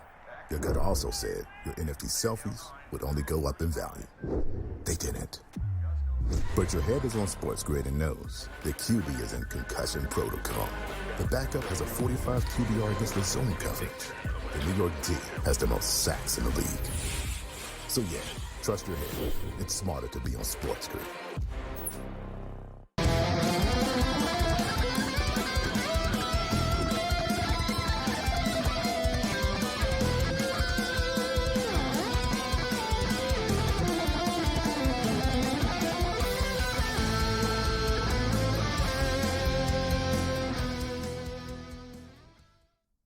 This is SportsRage. I am Morency, the pitch, the players, the hustlers, the people to bust them, and everybody else in between. Well, I bet the over. I'm also on Nevada. How about this, guys? 17-29 into the game, scoreless. It's more points in a soccer game. They haven't scored yet. Wow. Oh, here's Nevada up 2-0. All right, here we go. Here we go. There it is. In the words of our former update guy, the Big E, Eric Cohen, UNLV are in big trouble, Gabe. Like Rob, there was a guy he used to do our updates, and he'd bet on like almost everything too. Not a ton, though. He's one of those guys that would have like 25 bets going in a night, but $25 each. You know what I mean? Type of dude. And every game, he's like, oh. And he used to do the updates, and like it'd be like an NBA game. Let's say, hypothetically, he bet on he bet on the Sacramento Kings and the Lakers, and he's got the Kings. His update would be like, and the Kings are in big trouble right now as it's 10-6. Like, he'd be panicking. Like, the first update of the game. Like, I couldn't help but think of him right now. Like, if he was on UNLV, he'd be, like, in the booth, like, with his head in his hand. Like, oh, it's 2-0. Like, But, all right, so we're off and running. We're off and running in Vegas. We'll keep our eye on that. All right, let's get into some college basketball tomorrow. I don't even know where to start. Let's start in the SEC because the SEC's kicking ass here. Auburn and Kentucky, 165.5, Rob. I got to tell you, the SEC college basketball, this is turning into like an overfest, man. It's like one of those college football conferences where you just almost, you just bet the overs. And you got Auburn and Kentucky going at it. Is this too high, though, with Auburn being involved at 165.5? I don't know that it is, because I don't know that Auburn will back off from pace. And I think it's, really important. And Kentucky, actually, they survived Norman, Oklahoma during the week, right? 83-82. But it was a case where they got their top two scorers back for that game. The entire backcourt is back. So Kentucky looked pretty good in getting 83. Pope's crew is going. I don't see Auburn backing off from that. I think they feel like they can run and score with anybody. So it probably isn't too high, Gabe. I mean, I wouldn't fear it. If it doesn't get over, there's probably other reasons why. Maybe Broome gets in foul trouble or something wacky, that happens in that game. But I would only play it over, to tell you the truth. I mean, Kentucky's got that type of scoring ability. Rob, let's get into another SEC game here. And I'm going to look it up right now, but 159 almost seems like when's the last time you're going to get a 159 in an Alabama game? Right. These guys live in the 173 neighborhood on a game by 174.5, a total neighborhood on a game-by-game basis. Now we got a 159, obviously, because of Tennessee and how good Tennessee are defensively, but Alabama are going to shoot. If they were playing an NBA team, they were still going to shoot as much as they are, right? The shots are going to go off, and Tennessee are very efficient offensively, Rob. They're going to be able to score on Alabama. I always like the overs of games when there's the perception of one team being like some big defensive team. The shots come kind of easier against Bama, although Alabama's defense, guys, against the three-point shot has been a lot better over the last 2-3 weeks, 2.5, 3 weeks. That's one thing I got to bring up. What are your thoughts on that total, Rob, at 159, Alabama and Tennessee? Yeah, and I had this discussion earlier, Gabe, on another show where it's starting to feel like the last 3 or 4 years that elite offense overwhelms elite defense in college basketball, and even in the NBA at this point in time. I mean, we saw tonight Cleveland and Boston, two of the best defenses in the NBA, and that game hits 240, 250 almost. So to your point about Alabama will shoot, they have the fifth quickest time of possession in the nation, and they allow shots the 14th fastest in the nation. So it's up and down. Whether or not you have a good defense, you're going to get volume, right? And as over bettors, you want to have volume. You want to have plenty of scoring opportunities, probably get them here. Alabama's three-point defense may be good, but Tennessee may not need to shoot threes in this contest. The problem with Tennessee is the shooting, though. It's not quite Texas A&M bad, but you just don't know what you're going to get out of them as far as perimeter shooting goes on a game-in, game-out basis. But again, you're probably right. Anything less than 160 in a Bama game, you have to start looking at over. Rob Vino kicking it with us. Just looking at the top 25 games, and then we'll get to the under-the-radar games. You got Clemson and Virginia in the morning, Maryland and Penn State, Auburn, Kentucky, Texas Tech and Kansas. Ooh. It's 4.5, guys. What do you think, Rob? Do you trust the Jayhawks laying 4.5 here, or Texas Tech a live dog? Forget about the total. What about a side in that one, if you have any opinion? Yeah, I don't know if it's a bold statement, Gabe, or not, but today I was on another show and said that I don't think Kansas survives the first round of an NCAA tournament this year. And the more I watch them, the less impressed I get with them.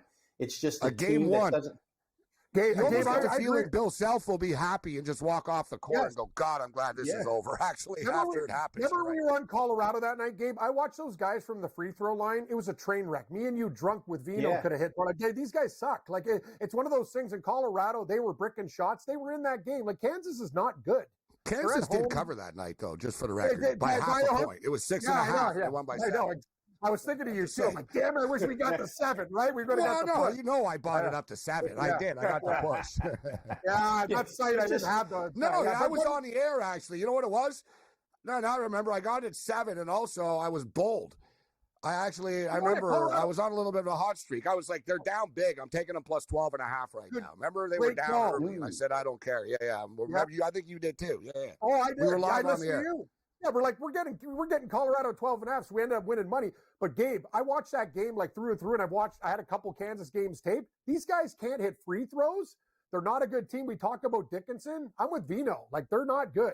I'll fade them all day and all night. At home, they get calls. He's saying they get bounced in the first game, which is bold, right? But they're gonna have a tough. They're not gonna have the best seed. I'll say they survived the first game, Rob, and then game 2, I think they could get bounced. Because there's a couple of not top 25 games I want to get to here with Vino. You're like Indiana and the Washington Huskies, one of those bubble games. You got Cincinnati and Houston on the board. Everybody's jumping on the St. John's bandwagon right now. They're laying 21.5 against Seton Hall at Madison Square Garden. Total 133.5. Think what Kansas is? They have faults, but they're a much better team when they play at home.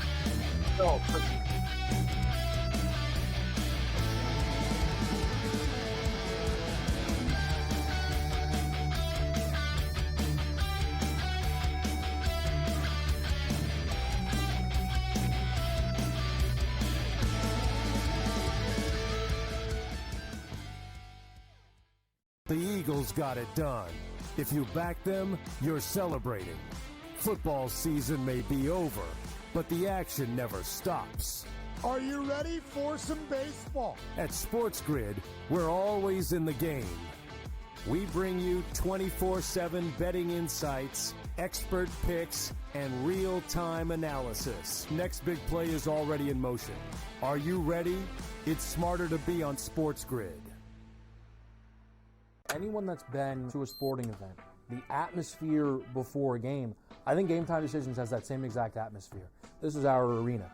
This is what we do. There is going to be an energy to Game Time Decisions that you will feel night in and night out. The excitement you get when you lock your bets in, when you're figuring out what you want to do, we can zone in on the biggest games each night. I want this to be the place that people come to before the game starts so they feel as ready as possible to lock in their cards. We are going to hit every single one of those markets that you need to know about. We're going to go through every single thing, and I've got a great team behind me that's going to help me get the job done. There is not going to be a better place, I promise you, than Game Time Decisions to get that new information, react to it, and be able to then bet accordingly. We will have everything at our disposal, and we will use that to our advantage.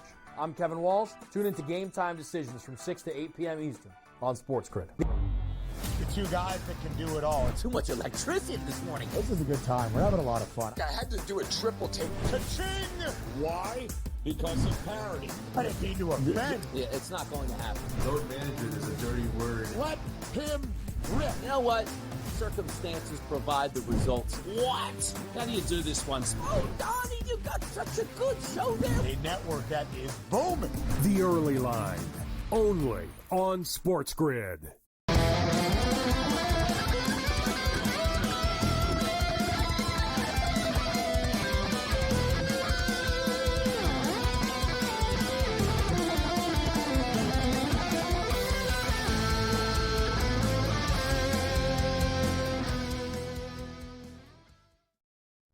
This is SportsRage. I am Morency.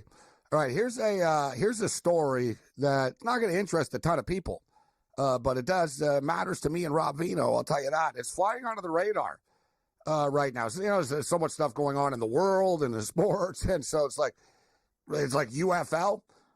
Cam, for if you're unaware, there's labor strife in the UFL. Right, they're a couple of years in, and long story short, they basically, they told the players, this is what you're going to make this year. And they were not impressed at all. So this is the story. The UFL is a month away from its second season, a pretty significant step for the Spring Football League. UFL and the League's Player Association, they're in a contract dispute since December. Bumps last year's base salary of $55,000. So the players are making $55K. Quarterbacks are making a little bit more, but the quarterbacks have banded together. The league's quarterbacks include my boy, Luis Perez, yes, Anthony Brown, Matt Corral, Danny Etling, Guarantano. You know what, Guarantano? I don't want to be a jerk, bro, but, I wouldn't be holding out if I was you. I'd be a scab. I just can't help taking a shot at him. Yeah. He's like, I see that name. It's like him and who's that guy from Pittsburgh? The quarterback. He was the quarterback of the Pittsburgh Panthers. Dude, I think he's a coach in the CFL now. I swear to God, whenever I see his name, I get mad. I'm like, this guy costs me so much money. So thank you. Good call. Tino Sunseri. Thank you. Remember? Hallelujah. Sunseri. I remember he popped up, Rob, on the Rough Riders of Saskatchewan. I was like, oh, I'm so fading this guy. I was like, he's horrible. Pitt's always had those quarterbacks, Gabe. Remember Stull? That guy was a statue, too. Man, they got those guys. Yeah, Bill Stull. Yeah, he's another one, actually. I just like him more than Sunseri, actually. Yeah, Sunseri and Stull. Oh, my God, where do they get these guys? No, but Guarantano, he was a Rutgers guy. I think he went to Tennessee after. I was like, that ain't going to work. Okay, but Kellen Mond is holding out, Jordan Tamu. Basically, Rob, they can't have a league without these guys. They can say, oh, we don't need you. No, you need these guys. Right? Pretty crazy that the quarterbacks are stepping up for the rest of the league and saying, we're not going to play unless you guys do better than this. Yeah, there's no question. I mean, you can't find, like we were just saying to each other, you can't find 24 new quarterbacks anywhere to be starting quarterbacks in any league. So I'd imagine they'll have to pay them. Good for the quarterbacks for standing up for everybody, because everybody benefits from that. And everybody, like you were saying off air, doesn't have the same juice that the quarterbacks do. So I hope it doesn't affect or disrupt the scheduling of the league, to be honest with you, because we both love to bet it. But we'll see how it goes. Hopefully they're smart. They're running commercial packages left, right, and center. I've seen 100 million ads for UFL already. They better get it done. It's all over the place, Gabe. And another thing, $55,000, that's unacceptable. That's ridiculous. You're still playing football. That's a bad salary, Gabe. That's awful. I'm sorry. 55. They got to do better. They got 1.6 million viewers for their championship game. No, I don't. I don't know their labor issues and their complaints behind the scenes, right? But how much should they really get? More than 55, but I'm thinking around 75, 80 seems appropriate. They only play 10 games. It's like $5K a game. Here's what they'll wind up doing, Gabe. They'll wind up going back to the format where they play all the games in Birmingham to save travel money and then disperse that money all over the place. Remember the year they played every game in Birmingham? They should have just, you're right. It's made for TV. They got a weird problem, though. People go in Washington, right? Yeah. They build their beer cups and stuff. Their beer snake. People go in St. Louis. They people actually go, but then you get other markets where nobody goes, and the stadium's empty, right? So it's hit or miss. But listen, I don't want to see them fail either. They got the training camp opens on Monday. Just for the record, training camp opens on Monday. The league was scheduled to begin play on March 28th, so they've got time. All right, so let's get into some more college basketball. Cam, you got a game you want to ask Rob about? And actually, let me just quickly bring up, Rob, that Michigan State game. Maryland took the shot too early. They paid the price for it. How do you think they respond after that buzzer-beating loss the other night to Sparty? I think they'll be motivated for sure. I think they'll be ready to take some anger out. Penn State final home game, but Penn State's just about played themselves out of the Big Ten tournament, where Maryland still has a shot at the 4 seed and a double bye with Purdue's win tonight. They'll need to win to tie with them. But I think Maryland's got fundamental advantages too, Gabe, that interior duo, Reese and Queen, very, very tough. We cash a ticket with UCLA Purdue over tonight. All right, more with Rob on the other side. We'll get Tony Finn in as well. Hanging here. We'll get some best bets from Rob. Let's bring it.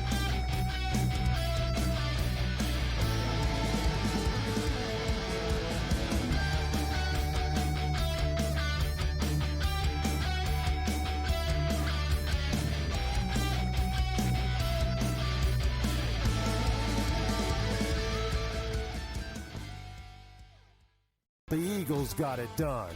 If you back them, you're celebrating. Football season may be over, but the action never stops. Are you ready for some baseball? At SportsGrid, we're always in the game.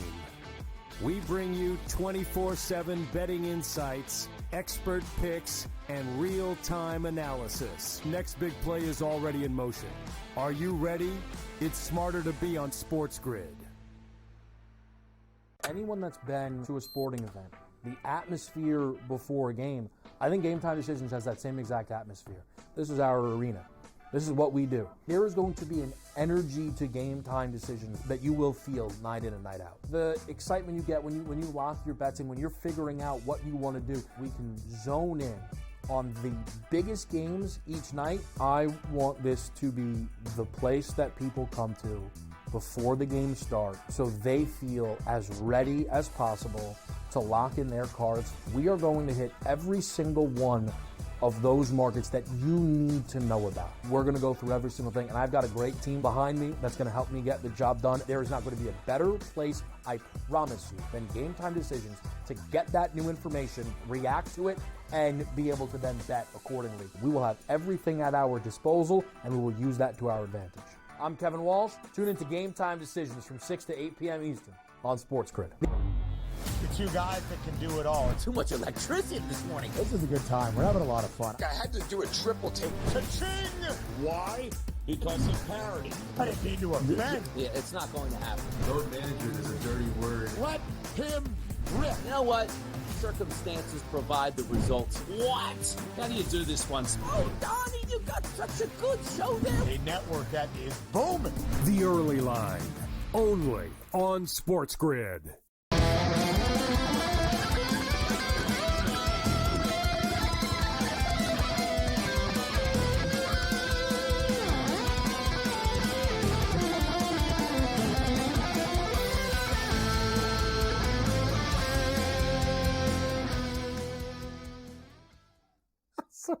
Shout out to our boy Degenerate Dean right now. He's got Kramer outside of no bagel when he goes on strike, the UFL.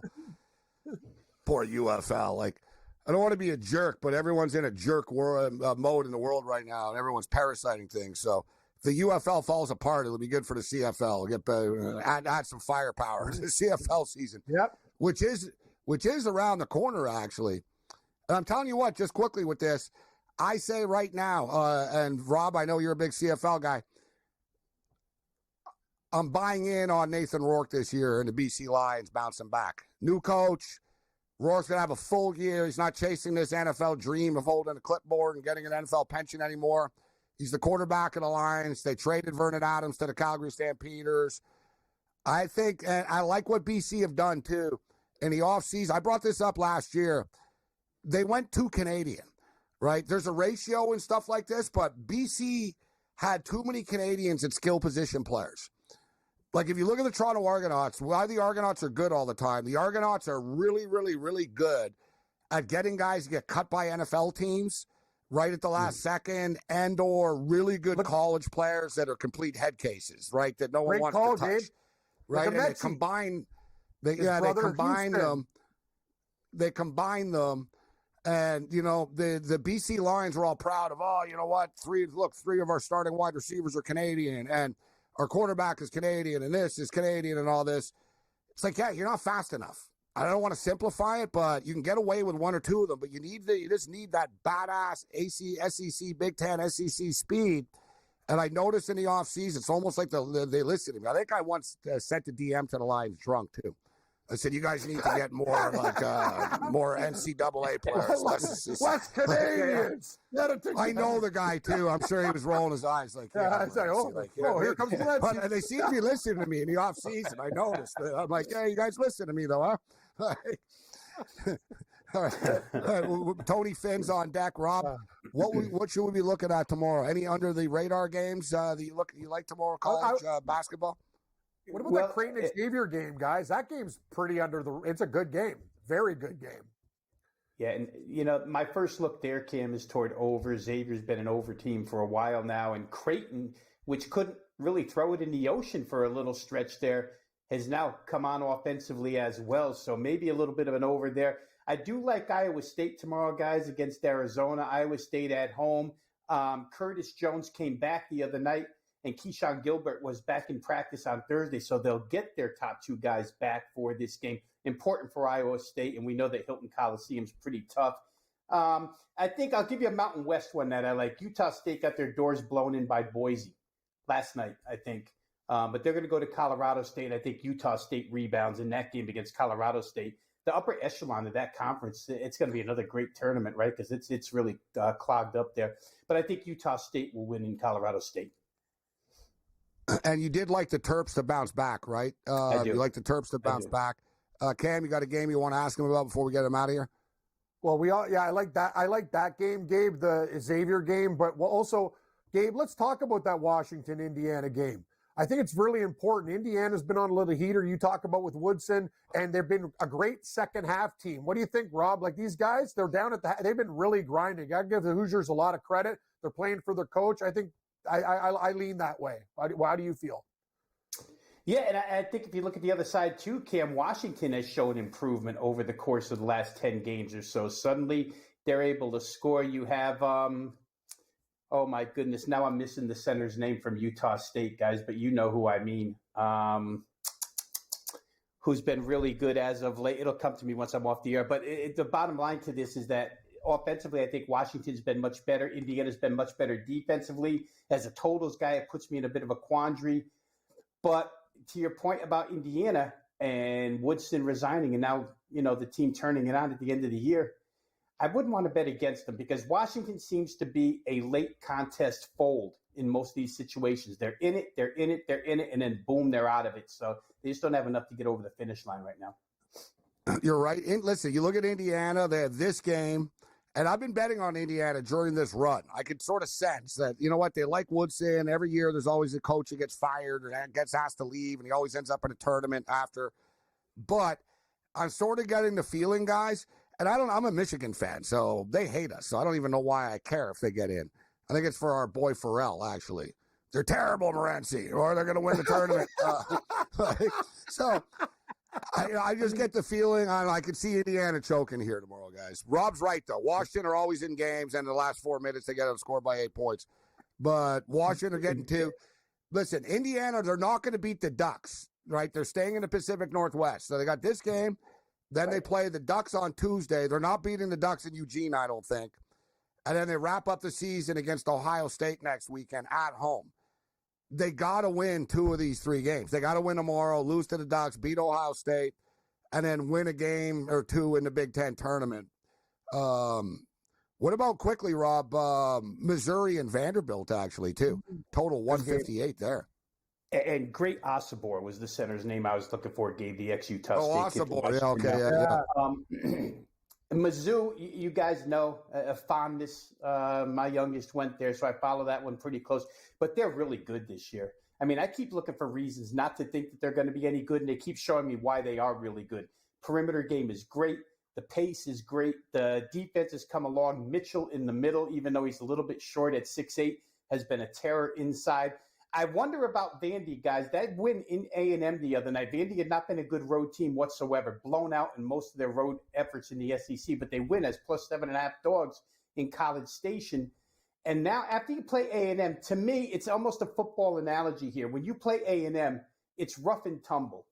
Come back a few days later and play a totally different style, even though Vandy's more accustomed to this. I think Missouri can beat them there. They showed really well in Arkansas for about 2/3 of that game, and then Arkansas pulled away.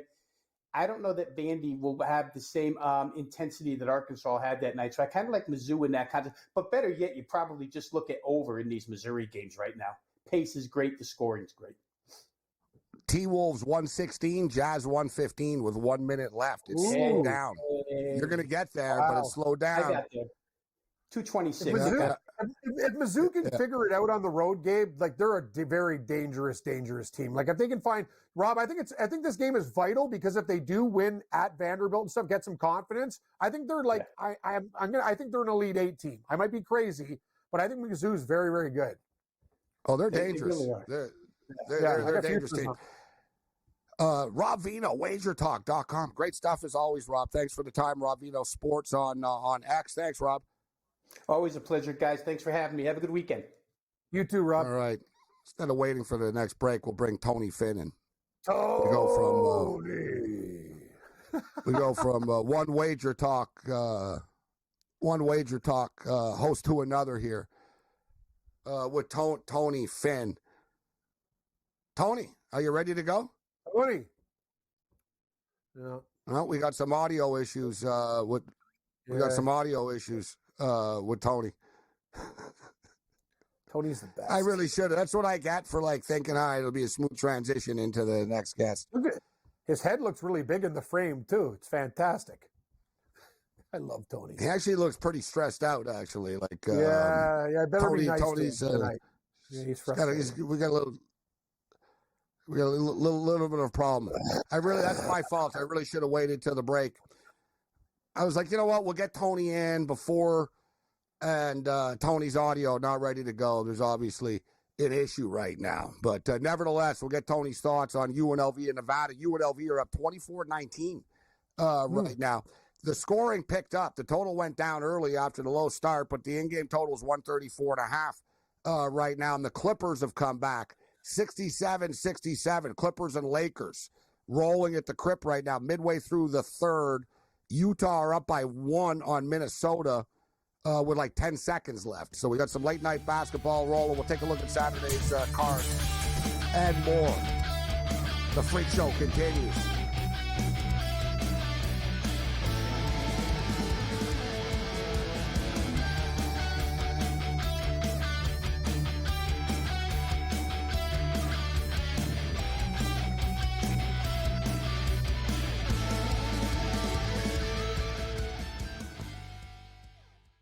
The Eagles got it done. If you back them, you're celebrating. Football season may be over, but the action never stops. Are you ready for some baseball? At SportsGrid, we're always in the game. We bring you 24/7 betting insights, expert picks, and real-time analysis. Next big play is already in motion. Are you ready? It's smarter to be on SportsGrid. Anyone that's been to a sporting event, the atmosphere before a game, I think Game Time Decisions has that same exact atmosphere. This is our arena. This is what we do. There is going to be an energy to Game Time Decisions that you will feel night in and night out. The excitement you get when you lock your bets in, when you're figuring out what you want to do, we can zone in on the biggest games each night. I want this to be the place that people come to before the games start so they feel as ready as possible to lock in their cards. We are going to hit every single one of those markets that you need to know about. We're going to go through every single thing, and I've got a great team behind me that's going to help me get the job done. There is not going to be a better place, I promise you, than Game Time Decisions to get that new information, react to it, and be able to then bet accordingly. We will have everything at our disposal, and we will use that to our advantage. I'm Kevin Walsh. Tune into Game Time Decisions from 6 to 8 p.m. Eastern on SportsGrid. The two guys that can do it all. Too much electricity this morning. This is a good time. We're having a lot of fun. I had to do a triple take. Ka-ching! Why? Because of parity. I didn't mean to offend. Yeah, it's not going to happen. Load management is a dirty word. Let him rip. You know what? Circumstances provide the results. What? How do you do this one? Oh, Donnie, you got such a good show there. A network that is booming. The Early Line, only on SportsGrid.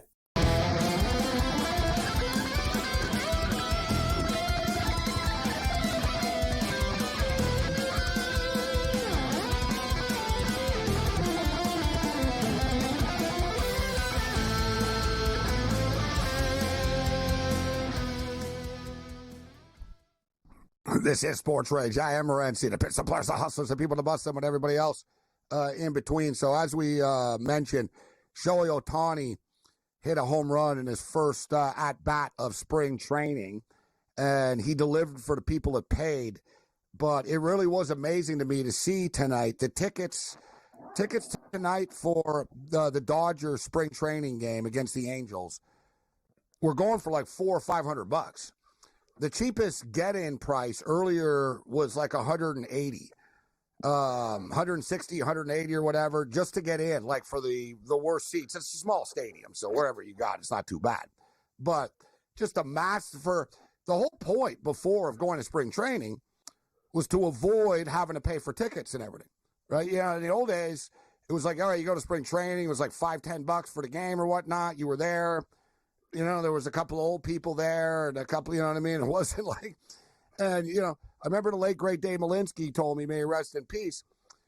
Dave used to be ahead of the curve, like in the old days, in the 80s. He would actually go to spring training, and he'd be betting these games and getting ahead of it, and you could actually scout these games and stuff. But now they're all on TV. It's a crazy new world, but it's pretty. What are regular season tickets going to cost? If it's costing $180 to get into a spring training game. Wild stuff that the Cactus League costs that much, but that's Ohtani, and people want to go. They're already there. Another thing is, too, the Dodgers play basically the spring training in Phoenix, right? It's in Glendale, but it's right outside of Phoenix. So it's something to do on a Friday night. Hey, Ohtani's playing and stuff, but wow, what a Ohtani just makes people money, man. He does. Whether you bet on him, whether the Los Angeles Dodgers, like they pay Ohtani $70 million a year. The Dodgers made $120 million last year off of Ohtani alone. Like, think about that. Like, forget about all the other profit. Like, some teams make like $200 million in a year, 150, whatever, a couple $100 million, 100. The Dodgers made $120 million just off of Ohtani's deals. Like Ohtani, like the deals that they cut in Japan, Ohtani merchandise. The Dodgers made $120 million. They're paying them $70. They made $50 million last year just off of the deal, and they won the World Series. Like, so for teams that don't want to pay, right? I mean, I know Ohtani's a special player, but it really is amazing what this guy does. That's why the Blue Jays went all in on him, right? The Blue Jays are owned by an internet and a cell phone company. And they knew, like, man, we can get into Japan. We can cut all these deals, Rogers. That's why they wanted him as badly as they did. Other teams, like, don't have the vision and stuff like that. And then the Dodgers signed Sasaki as well. They've got Ohtani. They've taken over Japan now. So all that revenue in Japan, basically, and there's a lot of it. They love baseball. The Dodgers are getting it. Right? It's just smart global business that the Dodgers are taking advantage of, but wild prices tonight. But he hit a home run tonight in his first at bat. And the other news of the day today, Joel Embiid is shut down, but whatever. He's always shut down. So no massive story there. But the Matt Stafford staying with the Rams has caused a domino effect right now. So Matt Stafford staying with the Rams. The Raiders legitimately wanted him for real. Like they were trying to sell him on it. They wanted to get him. And the Rams decided, you know what, let's just get this done. Stafford doesn't really want to leave anyways. So now the Raiders are connected with Sam Darnold, formerly of the Minnesota Vikings, as it's this stuff's got to happen. The draft is around the corner right now. So the quarterback musical chairs is going to start to happen. Matt Stafford today was sort of the first move, but somebody's got to blink first.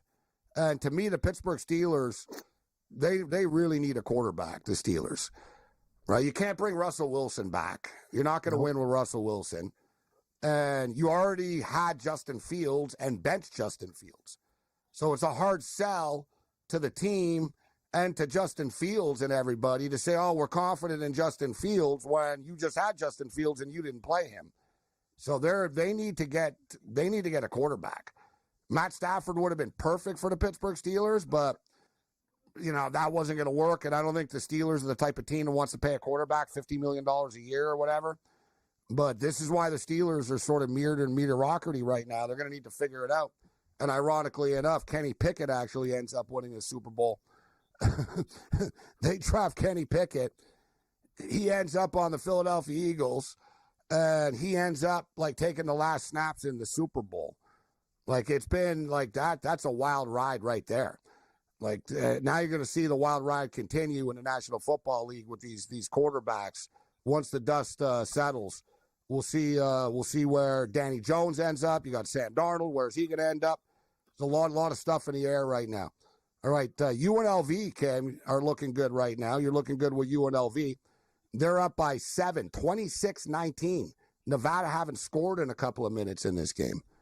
Interesting. I actually want UNLV to be up and then come back. I don't think they're going to blow Nevada out. You know, this game is probably going to be pretty close. So if UNLV extended their lead, you can get them and then maybe have a piece in Nevada. I look to do that type of thing if we get a good number, but the number's got to be good. Live tennis right now, pal. We've been riding Chapo with this streak. He's down. Fokina won the first set there. It was a real battle. 7-6 and a tiebreaker. He's plus 240 live. Give me Chapo live now that he's a super pooch. I think he can come back and win. All right, Cam's going to jump in on Chapo. Aaron Rodgers right now, plus 175 to be a New York Giant. That's the new twist after Matt Stafford, because the Giants, Dable doesn't want to wait, right? Dable wants to win right away. Yeah, they're insane if they get Aaron Rodgers instead of just taking Shedeur Sanders.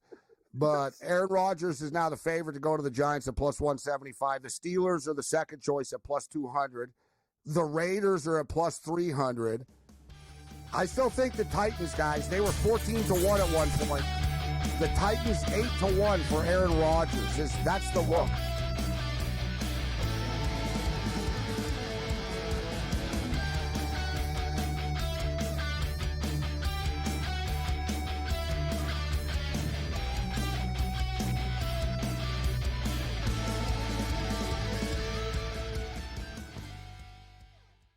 The Eagles got it done. If you back them, you're celebrating.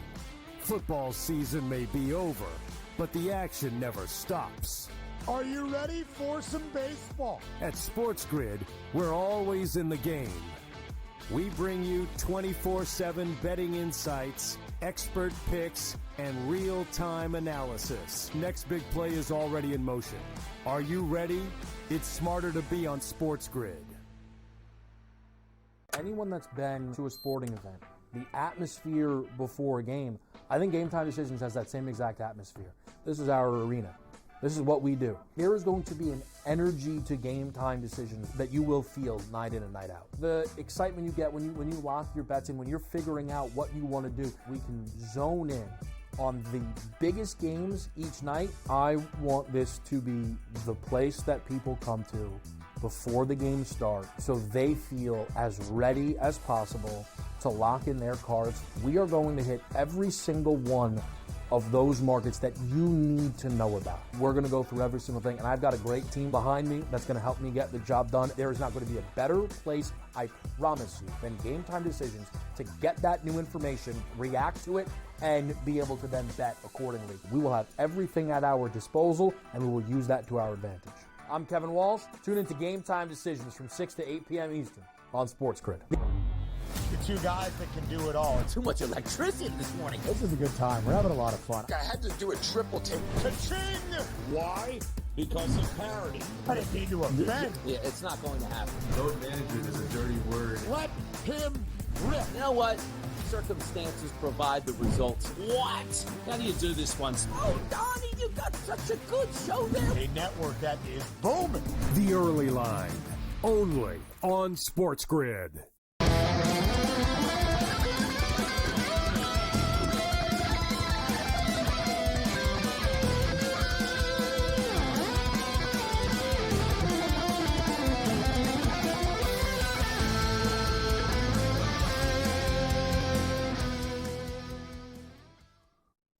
This is SportsRage. All right, we're into the home stretch here right now. The other night we talked about, there was a story about the New Orleans players, the privateers, betting on games, suspicious behavior, etc. And 4 players got suspended.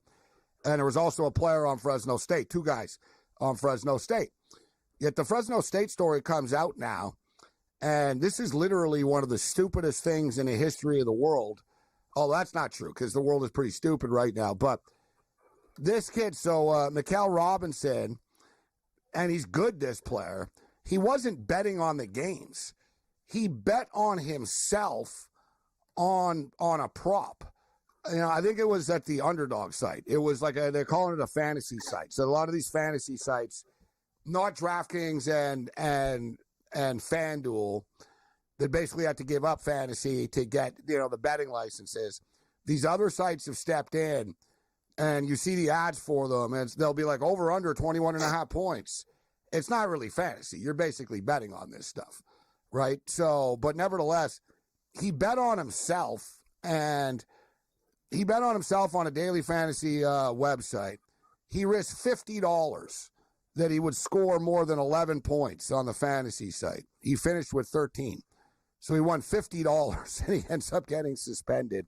And his name is going through this. Like, this is just ridiculous. Like, who cares? Like, that's the whole thing. Like, I say, Cam, and I've said this before, fighters are allowed to bet on themselves legally.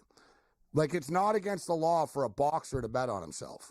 It's against, he can't bet against himself because then he's throwing a fight, obviously. Yep. Right? But he can bet on himself. Now, UFC fighters, MMA fighters, can bet on themselves legally, but a lot of them were stupid, and now it's like a UFC policy. It's not against the law, but the Dana will kick you out now because we don't have enough time. There was a little bit of not a scandal, but basically a fighter came out and he said, I make more money betting on the UFC than I've ever made fighting in the UFC. Why do you say that? And people were like, what do you mean by that? Like, and then it was like, whoa, hey. And then it turned out, the thing is, there's a dirty secret, though, in MMA. They're not that rich, right? So let's say you're a fighter. Can imagine if a fighter's getting paid $100,000 for a fight. All right, it's pretty good money. So he's getting $100,000, $80,000, $100,000 for the fight. He's got to train for that fight. You're right. Like, you can't, and you can't just run on the sidewalk by yourself. Like, it's not a Rocky movie, punching a bag of meat. So you need training partners. That's not free. People aren't just going to come to the gym. Other world-class fighters aren't just going to come to the gym for free. You need trainers. You need a place to train. It costs money. Yeah. Like all this, no. So it costs a lot. It costs fighters a lot of money. You need to eat. You need to have a steady diet. You need a special dietitian. Like, you need all this stuff. So suddenly you don't have the money to cover it. So people front this stuff. All right, we're going to pay up front. And then if when you win and you get paid, you pay us. The thing is, these fighters get double the money if they win, but if they lose, they don't. So the dirty little secret was, a lot of the times the camp, like, I'll just tell you right now, I'll make it easier. I used to be a really good friend with a manager that was like with a lot of top UFC fighters, and we used to talk about betting all the time. How's he looking camp, blah, blah, blah. And I spoke to him once, and he goes, man, I got to put $20,000 against him. He goes, I think he's going to win, but I don't have a choice. I got to bet $20K against him. And this was his manager. I said, why? He goes, because he owes me $20K. And he goes, if he doesn't win, I'm not going to get it. Wow. That is amazing. That is wild. So man. The trainers are like, I hope he wins. So imagine, Cam, you're in the corner, and you're thinking, yeah, if Cam doesn't win, I don't get paid, man. So, like, we got to bet against him behind the scenes, and at least we'll get our money back. And if he wins, we'll get our money back. So at least either way, we're getting our money back. But then it creates a weird thing when people find out that the gym is betting against their fighter, Cam. People are like, why are you betting against them? Like, it creates this weird narrative. But they're not throwing the fight. They're just trying to cover their losses. Exactly. It's hedging. They're hedging. That's what they're doing. They're hedging. That's all they're doing. They're the gardeners that you hate, Edward Scissorhands, the movie. I'm going to tell you something too, Morency. $50 on a prop, that shouldn't even been a story. That is ridiculously stupid. Well, my point is that you should be allowed to bet on yourself if you're betting on the over. You're not betting on the under. It's like, I don't know. I'm saying I'm going to do well. What's wrong with that? Yeah, can't you bet on yourself? I encourage it. Anyway, that's ridiculous. Golfers bet on themselves all the time. Sounds pretty communist to me that you're not allowed to bet on yourself. Sounds pretty communist to me. Yeah, It does. It's like salary caps. They're communists, right? People always bitch, oh, communists. Yeah, whatever. You promote it all the time. You want a salary cap? You're a communist. $50. Like, come on. $50. Kid got kicked off the Fresno State team. Ridiculous. Other than that, you're on your own. Later.